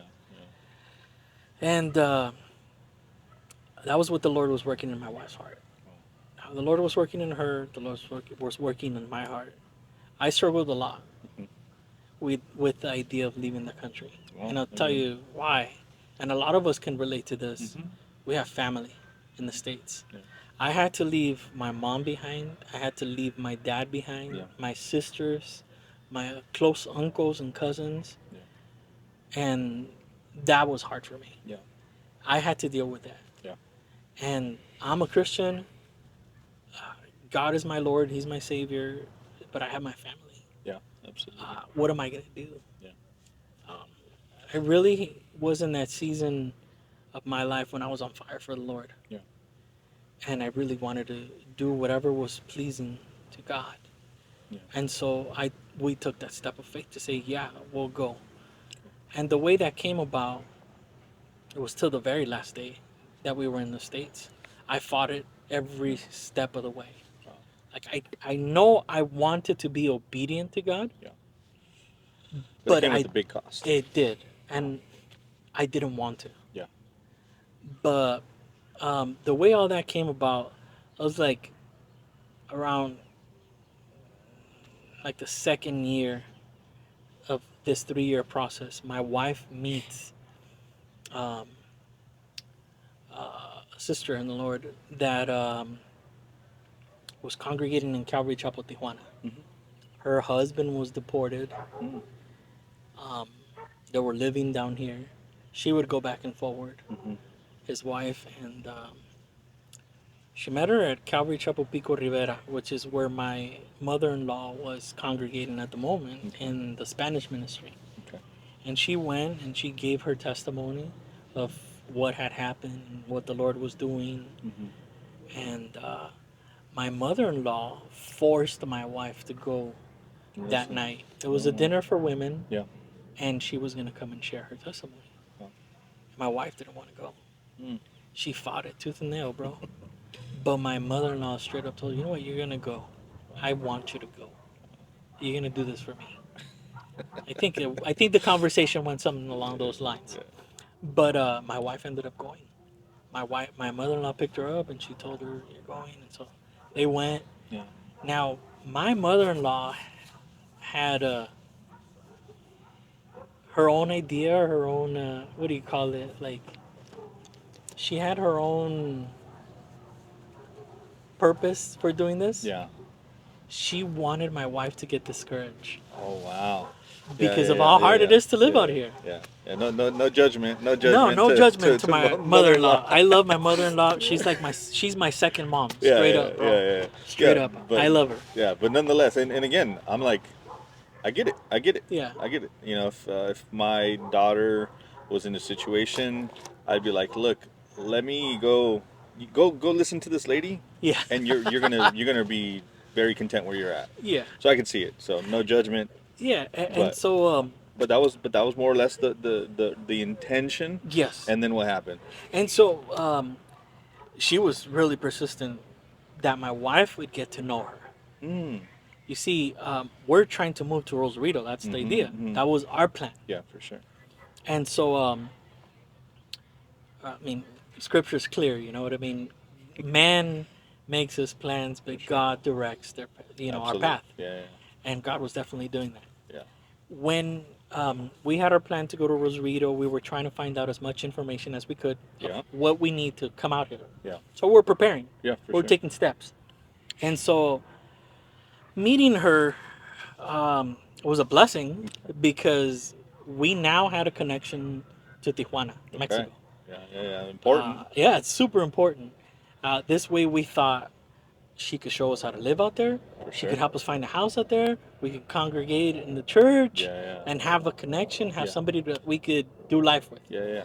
And so, uh, my mother-in-law had her own idea of this, but my wife knew what it was when she started talking to her, Yeah. getting information from her. Okay. Instead of being discouraged, she got encouraged. Wow, that's amazing. They swapped numbers, and bro, from there the Lord just took off. Okay. It took a whole year, Okay. mind you. There was another situation, or another, not a situation, but there was another time where they met. hmm They stood in contact, but we were praying for them. They were praying for us. Yeah. But we stood in contact. They stood in contact, and in one of those times, they saw each other at a retreat again from Pico Rivera. You know what I mean? Yeah. And my mother-in-law went. My sister, my wife, and her sister-in-law went, and she came. Pastor Rogelio's wife, Mhm. Monica, that's her name, and she met her at the conference or women's retreat, whatever Mhm. it was, and she told her, um, "The Lord is calling my husband to plant a church." Wow. And when she told her that, my wife was pregnant with our last girl. Wow. She was pregnant with our last girl, and she tells me that this is what was going on through her mind. First of all, when she said that, we're gonna go plant a church. She told her, we're gonna need servants. Mm. We're gonna need people to help us. Yeah. And the first thing that came out of my wife's mouth when she finished saying that, we'll go. Wow. And then she caught herself. Wow. She said, but I'm pregnant and I have to deliver and I have to talk to my husband and we have to pray. Oh wow. So she realized what yeah, she yeah, said. Yeah, yeah. Which, and again, all valid things, but Yeah. wow. And Wow. so she told her, we have to pray. And she's like, don't worry, sister. We're going to be in prayer. And so we were in prayer for that. But then I had lost my job some time ago. And I was being a stay-at-home dad. Mhm. Yeah. My wife was working in Beverly Hills, bro. She was making bank. Wow. She was working for a plastic surgeon. You ever seen that show, Botch? He Uh, fixes surgeries. More or less. Yeah. Yeah. Yeah. So Okay. she was working with with a doctor that was his partner, Wow. and they were working in the same building. Wow. And so my wife was making bank, bro, Wow. and I couldn't get a job, a Yeah. stable job. You know Yeah, what I yeah. mean? Because that guy that helped me, unfortunately had to let me go. Yeah. Because tax issues and all that stuff. Yeah. I'm not gonna get into that, but Yeah, yeah. He had to and- let me go. And shout out to him for looking out for you that way, and that when you lost your job. I mean, again, I've met those people, and again, it's like, yeah, you're reckoning with the reality of your situation and Yeah. how it's against the law. But thank God for all those people that do still have enough of a heart to take initiative Yeah. and to help out and to realize. You're trying to get by, but Yeah. anyways, man. yeah, I'm So- totally grateful to yeah. that couple, bro, that hooked me up, bro. Gave me a job for a decent amount of time. But all right, so I'm at home, bro. I'm depressed now at this point. I'm a Christian, bro. Yeah, I'm in God's word at least 2.5 hours a day. yeah, I'm having communion with God. But this whole time, bro, I'm depressed. yeah, I'm depressed, bro, because my home is out of order. Yeah. You know what I mean? yeah, yeah. My Absolutely. wife is She's the breadwinner. right, exactly, and I'm stuck at home. Yeah, And I knew that was wrong, bro. Yeah. And I couldn't do nothing about it. So I fell into depression for a good little while. Yeah. And that led me to make a promise to the Lord. And in my time of devotion one morning, I told him, look, Lord, I'm tired of this. I'm tired of the way that I'm feeling. I'm tired of this depression. Mhm. I'm tired of everything. Yeah. Lord, if you're calling us out to go somewhere, Lord, I'll follow you wherever you call us. Yeah. Wherever you want us to go, I will take my family. Wow. And I promised him that, bro. Wow. Yeah, I know now that making promises to the Lord, I shouldn't make promises because I can't keep them, bro. And believe you me, I wasn't trying to keep it. You know what I mean? Yeah. But I was genuine in that Yeah. prayer, and I was sincere, Yeah. and I was tired, Yeah. and I did really want to wholeheartedly follow the Lord. Yeah. Yeah. And so once I made this promise, to the Lord, he was calling me out, bro, in Scripture. Yeah. Around that time, I was reading the book of Deuteronomy, Okay. and it was talking about how I don't recall this one. I do have some scriptures written down, and I can still recall them. But it went somewhere along the lines of the promises that you make to the Lord, He will require them. Mm. And so He kept that in my mind. Yeah. I made a promise to Him. Now I had to fulfill it. Yeah. That was one. Later on, throughout our time still in this process of 3 years, Yeah. tail end, I'm in the book of Psalms. Okay.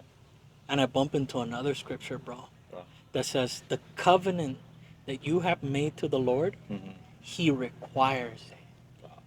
And it went further, bro. It says as soon as possible, or something along those Wow. lines. Yeah. Yeah. Wow. And I was just like, dang, Wow. man, Lord, really? You're calling me out now. It's not just once, this is twice now. Yeah. And it was around that time that my wife was keeping in touch with the pastor's wife. Yeah. By this time, bro, I have a decent job that allows me to provide for the family. Oh wow. This is right before we left, like months, right? Yeah. I have a stable job, bro. My wife could stay home. Yeah. She could homeschool the kids, which was her desire for the longest. Yeah. Wow. She's like, somebody else is raising our kids. I need to take care of that. Yeah. I need to be the one raising our kids, instilling, those godly values in them. For sure. And I'm not the one doing it, so I need to do that. So that's a plot twist, man. Because again, you guys are you don't have a job. You're feeling depressed.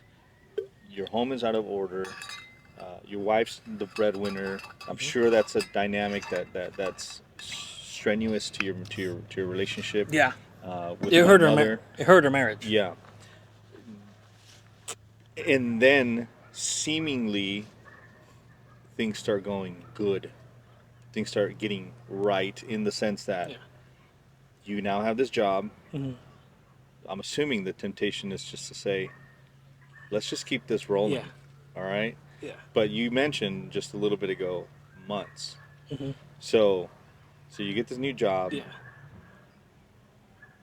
How do you get past the I have a new job, this must be God providing for me to stay? Yeah, that ran through my mind, bro. How do you get past that to no, we're still going with the plan? Okay, mind you, God was guiding us, bro. For sure, absolutely. He was guiding us every step of the way. I see it now, Yeah. Hindsight's 20/20. They Yeah, say. exactly, bro. And our pastor was, man, so wise enough to put us on blast. Wow. He was loving to put Yeah. us on blast and Yeah. tell us, you guys need to be working towards this. Yeah. And we were getting our paperwork and all that stuff. By this time, I have my ID already, and we're working on the passports. Yeah. And so around this time, after that retreat that my wife went to, Mm-hmm. a couple of weeks later, the wife calls my wife and she tells her, hey, if you guys are serious about coming to Michoacan with us, because that's where the church was planted. Oh, wow. If you guys are serious, this is 2017 now. This is the year that we left. If you guys are serious about this, we would like for you guys to take some classes, and it's due like to missionaries. You know what I mean? Yeah. It's a missionary course. It's called the church planning course, and we would like for you guys to take it. It's in La Gloria, Mm-hmm. Wow. and that's where she left it. Dude, my wife didn't even know what that was. But she went on Facebook Yeah. and she searched church planning course La Gloria. Yeah.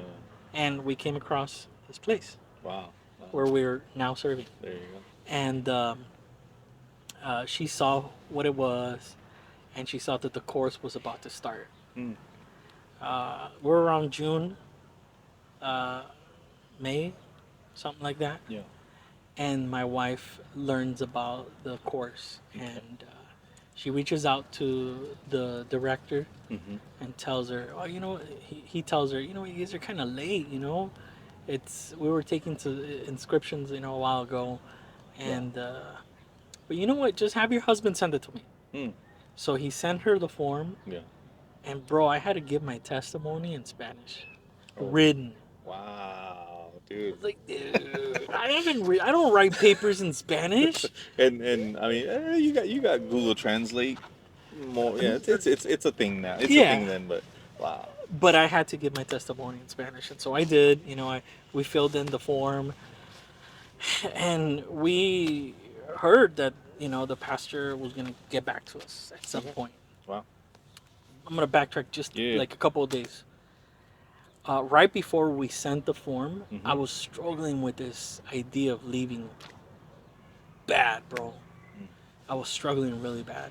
It's almost better that you are in custody and they're forcing you out. Yeah. It seems like because like the situation you're in is I don't know. It's a different situation. Again, it's easier to be Yeah. like, I don't like this, but I'm gonna have to do it, and they're gonna force Yeah. me to do it, which was, you know, my situation. So Yeah. that's really interesting. So you guys you know, submit all that. Yeah. And so I get to this point, bro, where my wife called me and told me, hey, I got the form now.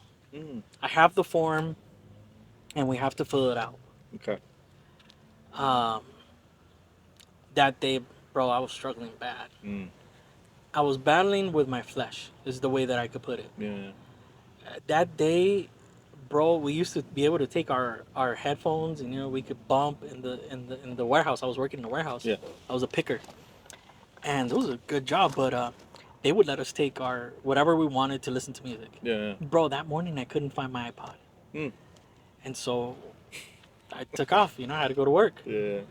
Music is a big part of my life. Yeah. Even to this day, the Lord has used it, but I don't want to sidetrack it. But that day, the Lord pretty much met me one-on-one, bro. Mm. I was battling with it. I was telling him, Lord, but how could I? If I take my kids out there, I can't come back. If, you know, I'm leaving my family behind. Yeah. I'm leaving this good job behind. We're leaving our church behind. Lord, we're serving you. This can't possibly This be can't your will. possibly, nah. And so that day, the Lord put something in my mind, bro, that I'll never forget. If you stay, you serve me. If I I was thinking about it this way: if I stay, I serve him. Mm-hmm. If I go, I still serve him. Yep. So either way, this is a win-win. Yep. And I know it's going to be painful, but it's a win-win either way. Yeah. So when the Lord put that thought in my mind, I was like, okay then. Yeah. All right, Lord. Then I made a deal with him. I asked for a bunch of confirmation, bro. I think I asked for, between me and my wife, honestly, like a bunch of confirmations. On my Yeah. own, probably like 7, 8. Yeah. This was my last confirmation. And I told the Lord this: Father, if they accept us, because I already knew we were late. Dude, yeah. Conniving ways, bro. My mind. What it goes But to. who's really in control? Exactly. God was in control, bro. And I told this to God, bro. I'm like, Lord, if they accept us Yeah. in this course, Yeah. then we'll go. Yeah. And I'm like, if not, we'll stay for another year. Yeah. And then we'll try it again next Yeah. year. So that was my thought. We I might left, be late next year too. Yeah. And so we left it at that, bro. Mm. Left it at that. The pastor got sick. The director, his name is Brennan Davis. Mm-hmm. He was the director prior to Pastor Jeff. Yeah. And so he got sick, bro. So he had to go to the States. Okay. He got sick for like 2 weeks. So from the point that I turned in the form Yeah. till he got back to us, bro, It was the most stressful, Anxiety. anxiety time of our life Yeah. because we didn't know if we were or we weren't. For sure. Yeah. So when he finally got back to us and told us, we've been praying. We prayed with Pastor Rogelio because he went through the course as well. They knew him. Yeah. And we feel that this is a good thing. And bro, how could I say no to that? Wow. He said, we need you guys to be here by July 3rd. And when was, like, how many June. days? 1 month. Dude, 1 month. 1 month. Again, even with all the preparation that you guys were doing, it's being like, yeah, we're working toward that. Yeah. Like now it's crunch time. Now Let's it's go. the put your money where your mouth is Exactly. moment. And so he's saying you got 1 month. You got 1 month To be here. pack, to move, and to arrive. Yeah, we had already prayed with Pastor Rogelio about coming. Our intentions, our goal, I want to say it that way. Yeah. Or not goal, but what God revealed to us was Yeah. that we needed to go to Michoacan. Okay. There you go. After prayer, Yeah. after talking to them, after seeing their heart, after seeing that there was a need. For sure. Because we didn't want to leave the States if there Yeah. wasn't a need, if we were going to go somewhere where there wasn't a need, you Yeah. know? But here's this new church Yeah. that don't got nobody. Yeah. And it was just their family and ours when it began. So when the Lord confirmed that this is the place, Yeah. it was fast, bro. Wow. We sold cars. We sold all of our belongings. I Yeah. sold 2 cars, bro, and all of our belongings in a matter of weeks. Yeah, you have to. Yeah, bro. Brothers and sisters from church were coming to our backyard, buying all of our Yeah. stuff. Wow. Family was buying our stuff. Yeah, because you can only fit whatever's in the one vehicle, Yeah. right? Probably, and coming down. Wow. And this is how gracious, and this is how awesome and loving our God is. Everything got done in a month. You know what I mean? But this is how loving He is. Look at the scripture He gave me when our church Mhm. was gonna pray us out. Okay. The night that our pastor was gonna pray us out, Yeah. and he said, "We want to pray for you guys as a church and send you out." This is the scripture that God gave me, and it's in Proverbs. I was still in Proverbs at that time. Okay. No, I'm sorry. And I was in not Proverbs, Psalms. Psalms. Sorry. I was still in the book of Psalms. Yeah. And this is how I know this is of the Lord. Because this doesn't happen, bro. I couldn't have set this up myself. It's too specific. There you go. I have the date written right here, bro. You can see it. Nice. Oh yeah. 623, 7. 11, 17 or 11? Yeah, 17. Okay, 17. So the day that my pastor said, "We're gonna pray for you guys. Yeah. We're gonna pray you guys out. Come early." That morning, I read this. Okay. Psalms 116, Let's verse hear it. 14. 116 verse 14. Yeah. It says, "I will pay my vows. I will pay my vows to the Lord now in the presence of all His people." Bro. There you go. Bro. Me telling you what that meant for me. Yeah. Because I made a promise to the Lord, Yeah. I was paying my vows. Yeah. I was fulfilling that. Well, God fulfilled that promise Yeah. that day, Yeah. but now in the presence of His people. There you go. Bro, Yeah. when I read that morning, Yeah. knowing what it meant, knowing what was going to happen that evening, Yeah. started bawling, bro. Yeah. I could not help it. Wow. Like after reading that, I was just overwhelmed. Now, not weeping for sadness, Yeah. but weeping for joy, Yeah. Lord. Oh, to the Lord, weeping because I knew what we were doing Yeah. was of the Lord. Yeah. I knew what that meant. Yeah. I knew that now I was fulfilling the promise that I had made to God Yeah. in front of my brethren, bro. There you go. Wow. That meant Amazing, man. so much to me, bro, and it just gave me so much peace Yeah. Amazing. knowing that this was of the Lord. There you go. And from that point forward, bro, no doubts. It was pedal to the metal. Yeah, no doubts at all, bro. Like, Wow. dude, I thought The day that we left, I thought I was gonna be crying when I crossed that border, Yeah. bro. Wow. Nothing. Wow. Didn't even look back, bro. That's so, man. So I want to, in a sense, fast forward through, Yeah. or maybe even past Mhm. um, the Michoacan Okay. time, because I know I know it's important and it's super important. You guys did plenty of work there. Um, the Lord, you guys used you guys there, but I'd really love to hear, like, how was that transition from culture, from from the American culture to the Mexican culture? How was that for your family? I'm glad to hear Yeah. that again, you essentially, you came into Mexico not with sorrow, Yeah. but with joy that only the Lord can give you. Yeah. Totally, bro. Only He can give you, because most of us don't cross that border with Yeah. joy. But nonetheless, even with joy, you have children that have grown up over there. Your Yeah. wife, she's grown up over there. Mhm. You have grown up over there. Um, you know, uh, Jokingly, I say I'm an Oreo. I'm brown on the outside, white on the inside. You know, Yeah. in the sense that, like, you're like, even East LA is still Americanized Yeah. in a Mexican way or in a Latino way. It is. It is like, again, like, oh, this is like the Mexican community. They got lowriders. Like, well, yeah, well, in Mexico they don't really have lowriders, No, they so don't. it's still like, it's still an American Chicano thing or Yeah. whatever, you know. So there's still a transition in culture. So I'd love to hear, maybe something personal, Hmm. and then, like, maybe something you can share as far as, like, how did your wife, how did she take this, and then maybe something as well for, like, maybe even just one of your kids, like, hey, I remember this one time, like, my kid, they went through this and just, it was culture shock or something like that. Or again, or were you guys just like, man, we're good, we're rolling with the punches, and like, did you guys have that culture shock experience? Well, I'll tell you, it's real quick. For me, it hit right away.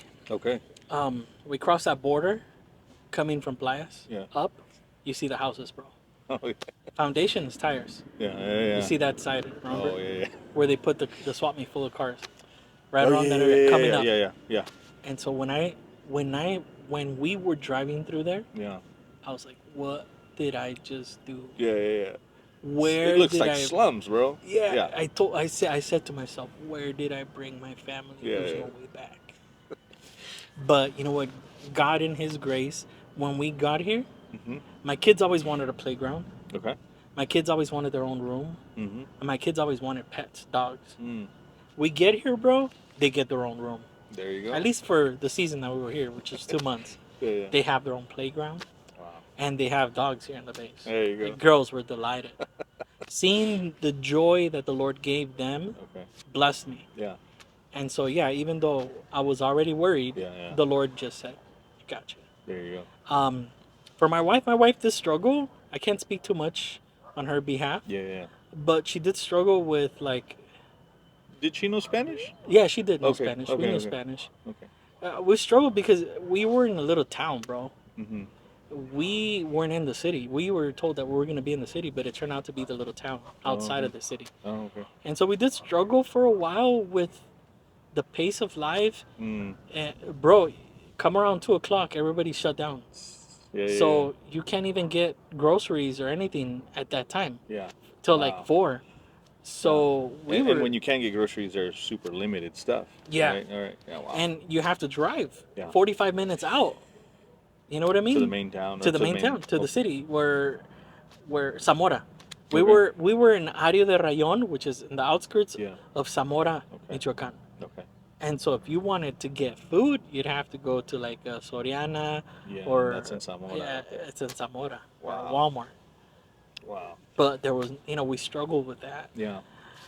My kids, I can honestly tell you, they struggled with leaving their friends behind, Sure.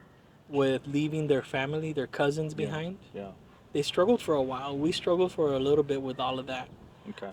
Facebook affected us so much.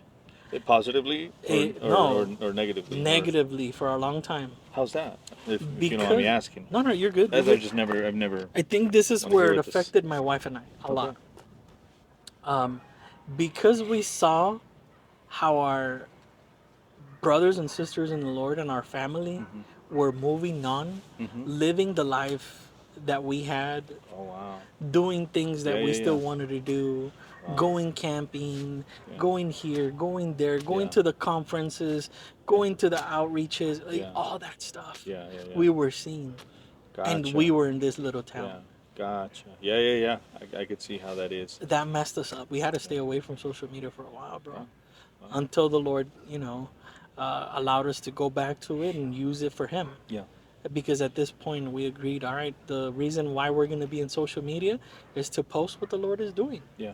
Yeah. And so whatever God does in the church, we're going to post it. There you go. If there's an event, we're going to post it. Yeah. If Yeah. our kids do something in the church, we're going to post it. Yeah. And just to, kind of stay connected with our family and our Yeah. church family, Yeah. that's what we did. Okay. So yeah. So you guys went from metropolitan L.A. Yeah. to Pueblito, middle of nowhere, Straight up, 45 bro. minutes away from the biggest, a normal grocery store. Yeah.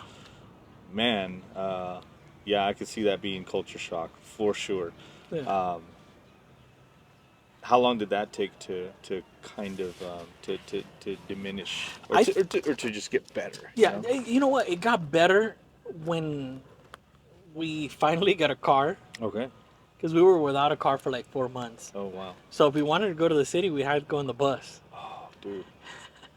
And they probably don't have air conditioning. No, they don't. And they go fast, bro, especially on the bumps. Oh man.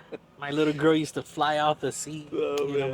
One of my youngest ones used to fly off the Forget seat. Six Flags, bro. There Yeah, you go. You got the it was a taxi ride. little bus ride. It was a ride, bro, for sure. It was an adventure every time we went.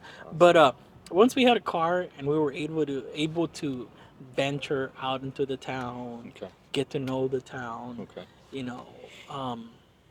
we were able to take our kids places. Nice. Mind you, Yeah, yeah, yeah. mind you, very limited because when we left the country, we had no sponsors. Yeah. We had zero. We didn't even know what that was. Yeah, yeah. We took a step of faith, and with whatever money we had gathered by selling Selling our all your stuff and stuff. our cars, Yeah. we bought a car over there, and we made life over there Survived, yeah. for about a year. Wow. Wow. And Yeah. yeah, but we didn't know what it was, until the Lord Yeah. provided at least Okay. 3 people that Yeah. kind of sustained us. Wow. That's amazing. So just to give us a quick number, how long were you guys there in Michoacan? We were there for about four years. Okay. Help with that church plant. Yeah. Then you guys move where? We moved to Tijuana, where we're Alright. currently serving. All right, awesome. Again, I want to lead us to where are you guys at now, and then more importantly, what's the next step for you guys? So, Yeah. so you guys 4 years there with the church plant in Michoacan, and now then you guys arrive here. How long here in Tijuana? 5 years in Okay. Tijuana. Okay. Oh man, yeah, that's 9 years more or Yeah. less. Maybe 10 if we're pushing it. It's a long time. You guys, do you feel more at home now? Yeah, we do. Awesome. We feel good in Mexico. Awesome. My wife and the girls actually feel more comfortable here than hanging out in East LA. Yeah. I'm serious, bro. Yeah. Seriously. Yeah, I can see that, dude. Yeah. For sure. Because people be tripping over there, bro. It's getting bad. Yeah. You know what I mean? No, my wife she crosses the border and she'll go to like the stores and she's like, dude, I gotta like drive around with my doors locked. There's so many drug addicts all over the place and so on and so forth. And I'm like, yeah, there's some here too, but like they're not like everywhere like you're saying. Yeah. She's like, no, like I'm like I breathe easier when I get back into Mexico, Yeah. And so yeah, I feel that.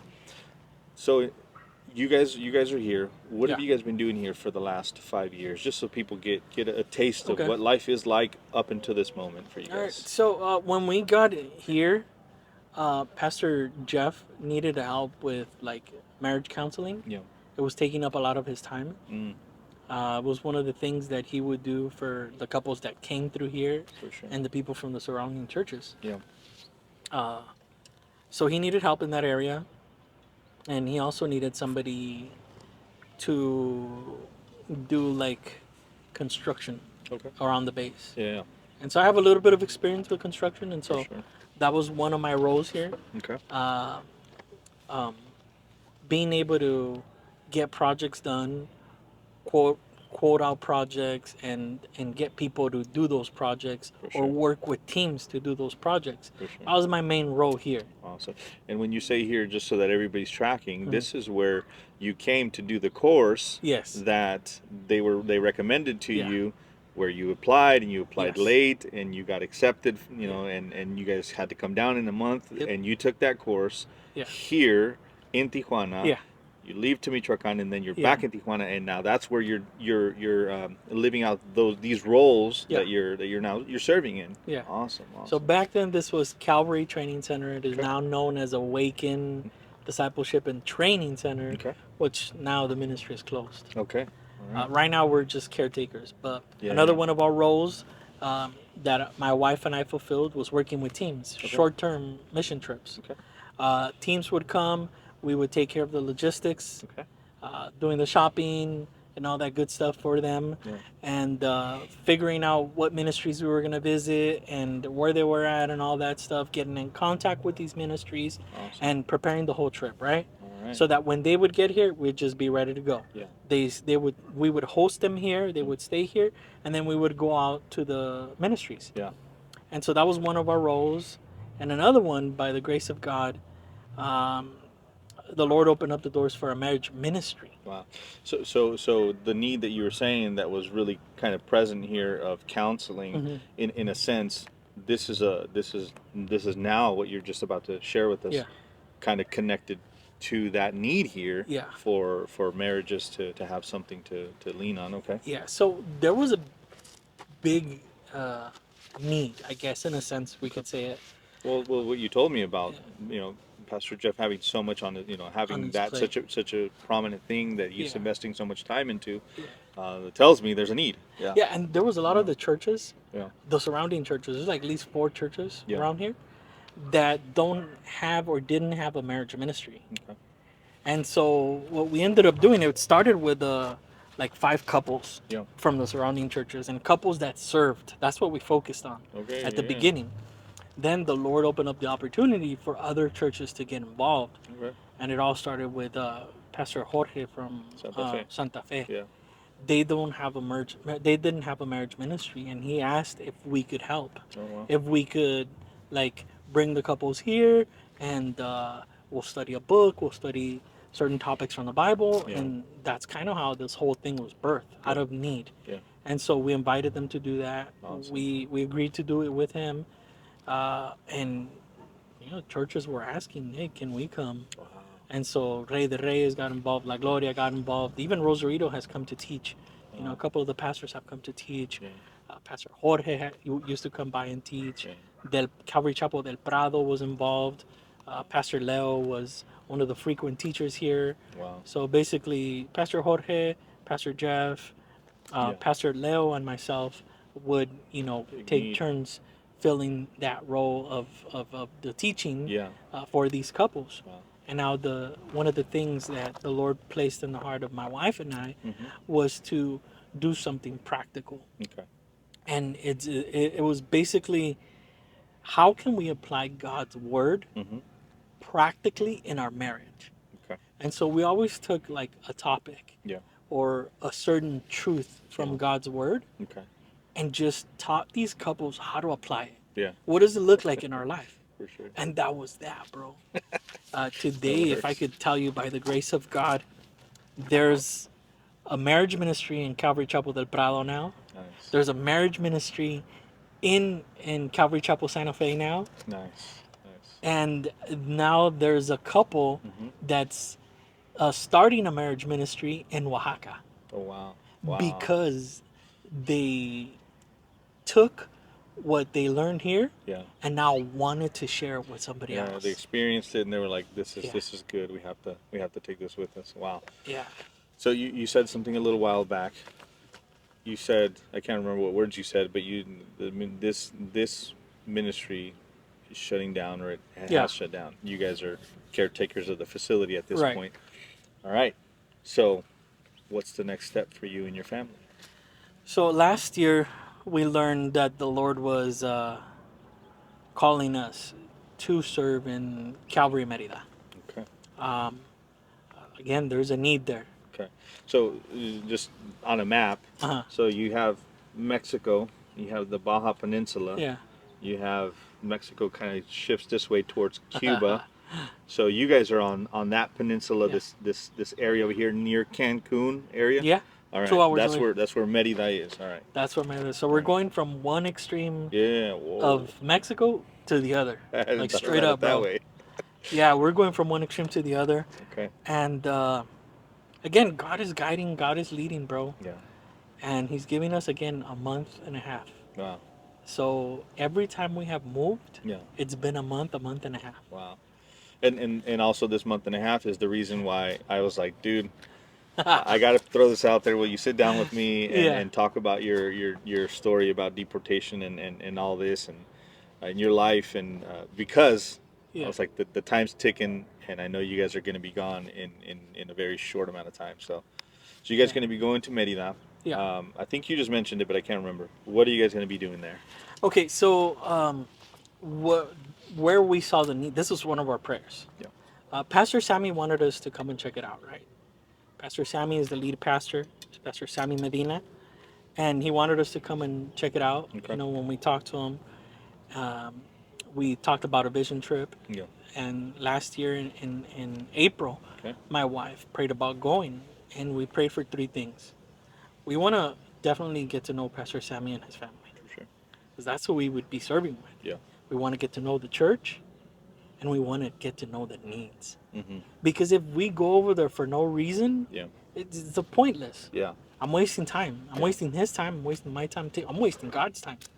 And so we prayed for that, bro. And definitely the Lord showed us the need when my wife and I were there. We were there for a week. So we were able to go to a couple of services and a Sunday service specifically where Pastor Sammy was introducing us to people and he was telling them, hey, they could potentially come and serve in the marriage ministry, you know, by leading the marriage ministry. To give you a little bit of context, they haven't had a marriage ministry in about a year and a half, I think, if I'm correct, something like that. Yeah. Because everybody that was serving in that ministry is dealing with health issues, wants to refocus on their marriage. Yeah. They have had a lot of time, you know what I mean, Yeah. serving. Yeah. And so they wanted to take some time for themselves. For sure. And so right now, there's nobody that's able to lead that Yeah. ministry. Yeah. And so when we got there, Yeah. a lot of the marriages that he introduced us to, mind you, there was a lot of young couples Wow. that would tell us. You know, we sat down with like 4 of them at one point, Yeah. and they're like, bro, hurry, because our marriage needs it. Oh wow. And that happened a couple of times, you know what I mean? Like 2 or 3 times. Yeah. And to me and to my wife, we took that as a confirmation that there is a great need with the marriages. And here again is Yeah. the Lord. So I strongly believe that what the Lord is calling us to do is to serve with marriages. Yeah. Yeah. You know, He restored our marriage, He saved our marriage. And so now He has given my wife and Yeah. I a heart for marriages. Yeah. And so this is why, I mean, again, now, I mean, I could have been in many other places or many other things that I could have done at church. Yeah. Absolutely. But one of the biggest needs is the marriage ministry and Okay. somebody who to lead it. Yeah. That's right. So that's what my wife and I are gonna be able to do together. Okay. But Awesome. separately from that, Pastor Sammy wants to disciple me to teach. Okay. Cool. And so once he's done discipling me, then I'll be able to help him out in that area. Awesome. Awesome. But those are the 2 main things that we saw that there was a need, Yeah. Yeah. prayed about it, Yeah. and the Lord allowed us to be in one accord with Pastor Sammy Awesome. and between my wife and I as well. So That's awesome, man. All right. that's what we'll be doing. So, since you come from a millionaire family, I know you got you got millions in the bank. You got a trust fund, I wish. right?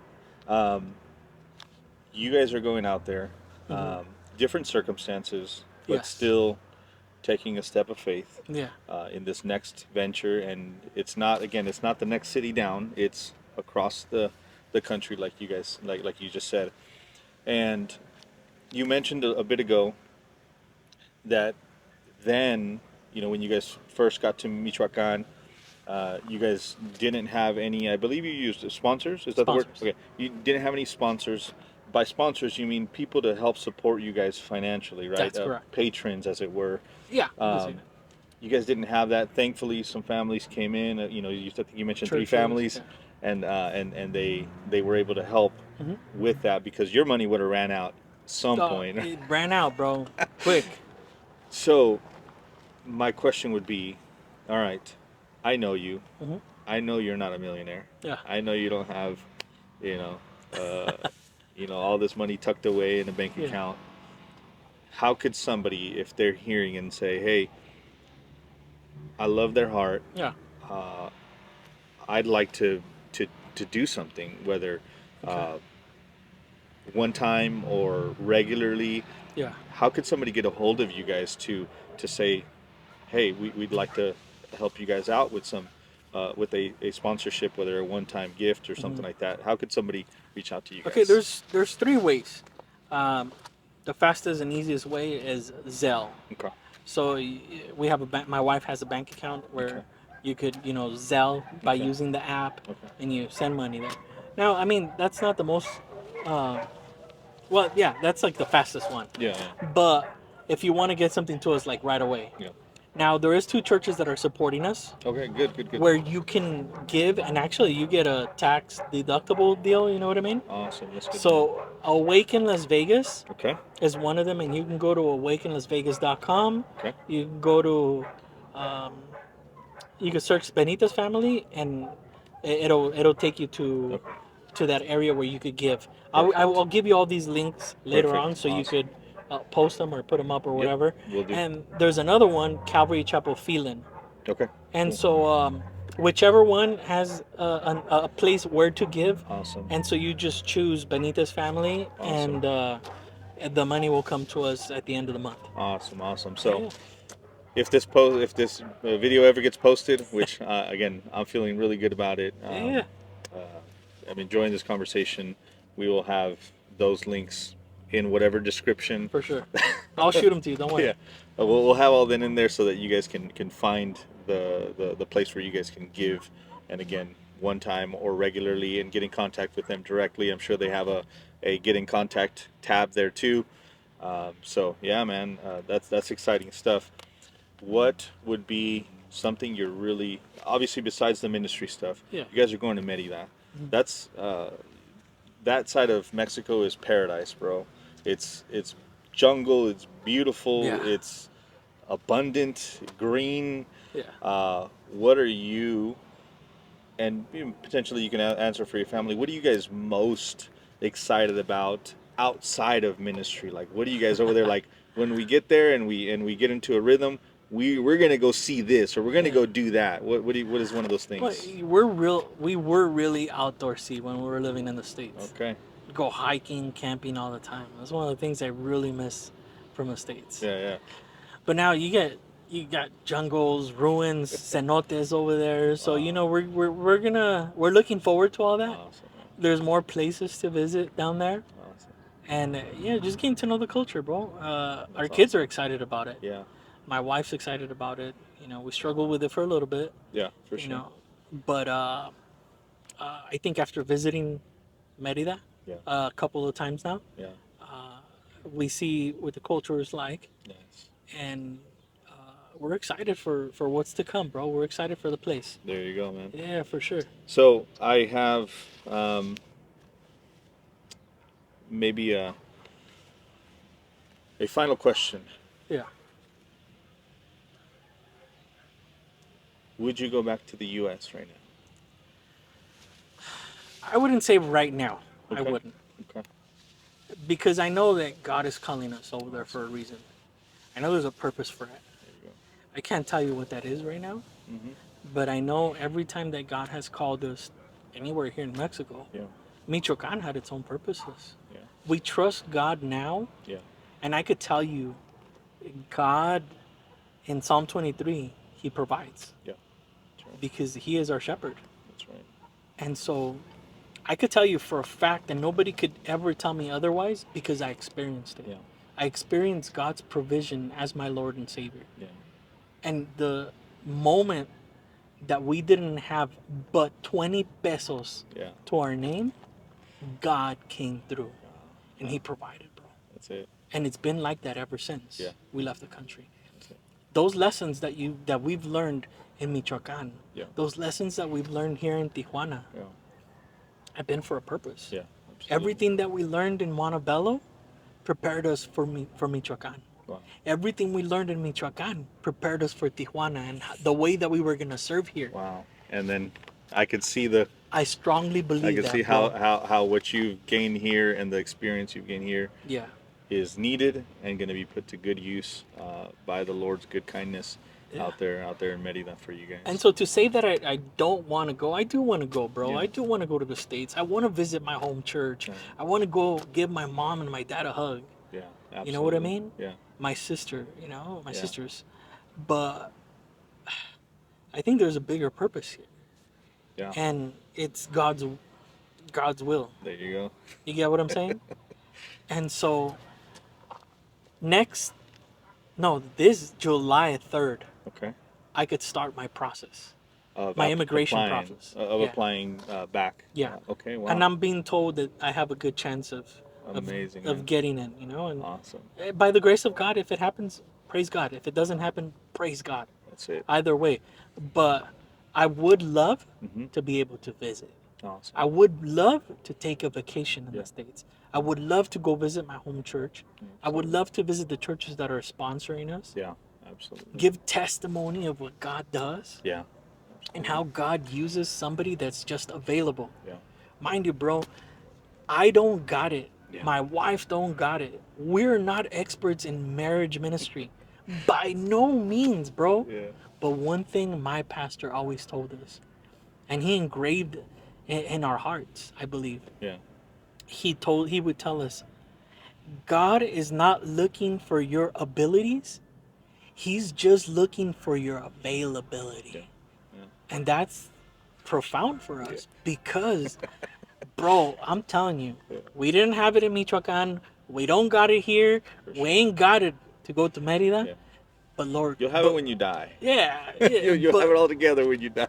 but the one thing that I Yeah. know is that my heart is willing, my wife's heart is willing and available to serve God. There you go. And this is why I know there's something for us in Merida. There you go. And so we have to take that step of faith and Wow. go.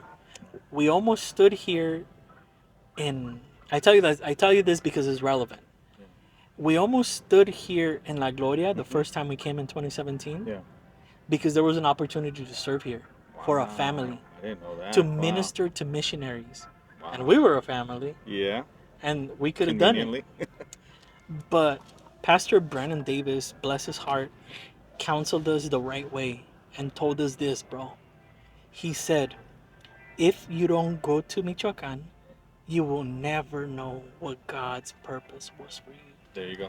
Yeah. And so, bro, I would have never learned those lessons. Yeah. That lesson of knowing that God is faithful. That lesson of knowing Him as our provider. Yeah. I would have never learned that Absolutely. if I didn't go. And I strongly believe the same thing for Merida. Yeah.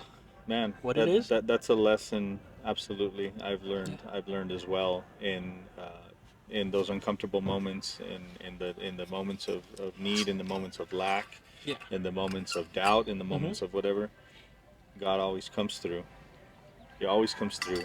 Amen. And ultimately we go back and we're like, yeah, I'm glad I was in that situation, even though I wouldn't have put myself in Yeah. that situation, but I was, but I did it, and I'm a better person for it because the Lord taught me something through it. Exactly. So I wouldn't trade any of these experiences, as bad as some were, sure.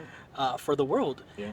Because we learned lessons. We experienced things Yeah. that drew us to God. Yeah. We experienced things that led my wife and I to embrace God's truth in our life Yeah. and got us through that season Yeah. and taught us a lesson, Absolutely. taught us how to trust the Lord, Yeah. taught us how God is faithful, all those things. Yeah. If I wouldn't have gone through those experiences, I Absolutely. would have never experienced God in that area. Absolutely. And now I know He's Yeah. my shepherd and He's my provider. Absolutely. I know that I've experienced it. Yeah. He's helped us overcome fear, cartel and all that stuff.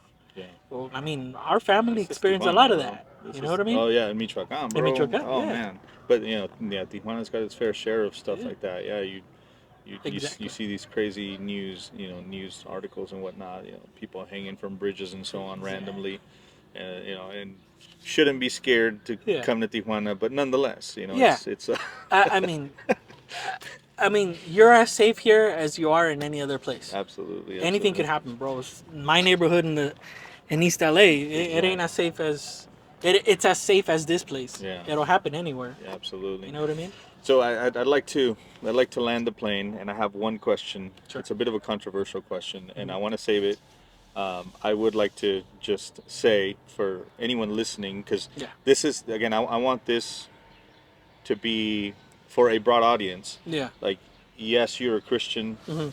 but you're a deportee. Somebody might identify with you as a Christian, but not Right. as a deportee. Mhm. Some people be like, I'm not a Christian, but I'm a deportee. Yeah. But one thing that's evident in your life and Yeah. is this joy that you said you came in across the border through, and of Yeah. course you saw then the side of the hill with those The tires, and flesh, you were like, bro. oh man, did I make the wrong decision? But nonetheless, you went through all that you went through. No one forced you out of the U.S. the second time, Yeah. right? After you had come to the saving knowledge of Jesus Christ. Mhm. But you came in with joy. You were able to go to obey what God had said in His Word concerning your status in another country, Right. and you did it, and you had joy, and you had peace. And for anyone listening, the only way that we can have that joy, that peace that Yeah. Chris is experiencing is first off to recognize that we shouldn't have peace because we're all sinful beings. We do what's wrong. We don't obey. We live in disobedience. Yeah. We love that. And because of that, we're all judged and condemned under God's wrath, because every sin that we commit here on earth is first and foremost a sin against the Correct. holy and just and perfect God. Mhm. But nonetheless, even though we're rebels, Yeah. even though we kick and scream and we do everything that's wrong and we delight in doing wrong, even that, besides that, God is gracious and good and merciful, and He sent His Son Jesus Christ, Yeah. who is fully God and fully man, born of the Virgin Mary, to live a sinless life, unlike us, Yeah. to go and to die on the cross for our sins, paying completely for them. He said on the cross, it is finished, in that the debt that these sinners owed for their sin to you, the Father God, it is finished. It is done. It is paid for. He not only died for our sins, He not only lived for our, instead of us in righteousness, Yeah. but He died and He rose again on the third day. Yeah. And the Bible tells us that He rose for our justification, meaning that His resurrection ensures that we're not only not guilty, but positively righteous before the Father's eyes, and it's only because He resurrected. Right. And so, if anyone is listening to this and wondering, how can I have that peace and that joy to go through difficult things, something so difficult as leaving the place you call home for another place that it's foreign to you, it is only through believing in Christ and repenting of your sins. Only that way will you be able to have the peace that Chris is describing for us. And man, I thank God for all that He's done through you, man. Again, this is a unique, and I'm sure that we're going to have, if the Lord blesses this and moves us forward, many guests, but I highly doubt we're going to have another guest that says, I walked out with joy, you know. And again, that's Christ in you. Amen. That's awesome. And I do want to highlight that. If you give me just a Yeah, minute yeah, here. yeah, go for it. And then I got that Um, controversial question. All right, listen. Me leaving the country ticked off a lot of people, Okay. especially my family, You okay? even brothers in the church, Okay. even family that are believers. Okay. How could that be from God Yeah. if you are leaving your home behind? Yeah. The only reason why I was obedient to God Mm-hmm. was because He had made it clear to me what I needed to do. Yeah. Again, like I told you earlier, I wanted to please God Yeah. because what He had done in my life, Yeah. He redeemed me, bro. You said He made me righteous, bro. Yeah. That's it. Simply because I put my faith in Him and I repented from my sins. Yeah. Now, the only reason why there is joy now in my life, it's because Jesus Christ is in it. That's it. Apart from Jesus, we got I'm serious, bro. We got nothing. That's it. We Um, got nothing. there's a lot of people that discourage us to leave the country, Yeah. and I could have very well heeded to everything that they were telling me because it was legit. For sure. It was a legit concern. You're going to Michoacan, but I think that the only reason why we had joy, it was because the Lord was in our lives. Yeah. And so there's no other reason, no other way that I would have done this Yeah. if God wasn't in my life. Wow. That's To, right. to this day, I could honestly admit to you, and you can ask my wife, you can ask my kids, that we found more joy with the little bit that we had in Michoacan Mm-hmm. and serving Him the way that we were serving Him Wow. than having everything that we had in the States. Yeah. Wow. All those luxuries, bro. Yeah. Having that type of life Yeah. was vain, Yeah. vanity. Yeah. I was reading Ecclesiastes earlier, chapter 1. Vanity, vanity. That's all Yeah. that it was, bro. Yeah. When we get to Michoacan is when we experience true joy. Yeah. For one reason, obedience. That's it. That's the only reason why to this day I am able to have joy. Yeah. My wife's able to have joy. My kids are able to have joy. Yeah. We've given up so much, bro. But God gave even more for There us. you go. There And you that go. is the only reason Yeah. that we remain doing what we're doing Awesome. because of God. And that That's is the right. only reason why we have joy. That's it, man. That's, That's it. That's You it. need joy? You want joy? Uh, if you're a deportee, if you're deported and you don't have Jesus in your life, simple. Can you quote John 3:16 for me? For God so loved the world that he gave his only begotten Son, that whosoever believes on him shall not perish, but have everlasting life. That's why we have joy. That's it. We're not destined to experience God's wrath anymore. That's it. That's it. We know where we're gonna end up one day. We know how the story ends, That's and right. it ends in our home in heaven. Yep. This is not even the States. Is not even my country. Mexico is not even my country. The Bible says that we are aliens, right? That's it. That we are foreigners Foreigners in and that sojourners. land, sojourners in that land. Our home is heaven, and if you want true joy, and if you want fulfillment in your life, like what I was searching when I was a kid, when I had that void in my heart and try to fill it with alcohol, try to fill it with drugs, try to fill it with pornography and a bunch of other things that never brought fulfillment. But my life was fulfilled once Christ took his place in my heart. And the only reason why we have joy and peace, even though we're not living that perfect life here, we don't have it all, we don't got it. I still complain. Like, yeah, exactly. Bro, we're still going through a lot of trials, through a lot of tribulations, but we have joy and peace Yep. simply because we have a life with God in our lives. That's it. And so I encourage you, John 3:16. He wants to save you. He wants to give you an abundant life. He wants to give you a better life than what you have now. And so Absolutely. if you are trying to fill your heart with a bunch of things, I can honestly tell you from experience, you will never find fulfillment until God takes that void, that place in your heart. The Bible says in Revelations that He is knocking in the door of your heart if you would just let Him in. And so, bro, you need peace, you need joy. That's it. You come to Jesus. That's it. That's all I got, bro. No one else. No No one one else. else. All right, man. The controversial question, Go for it.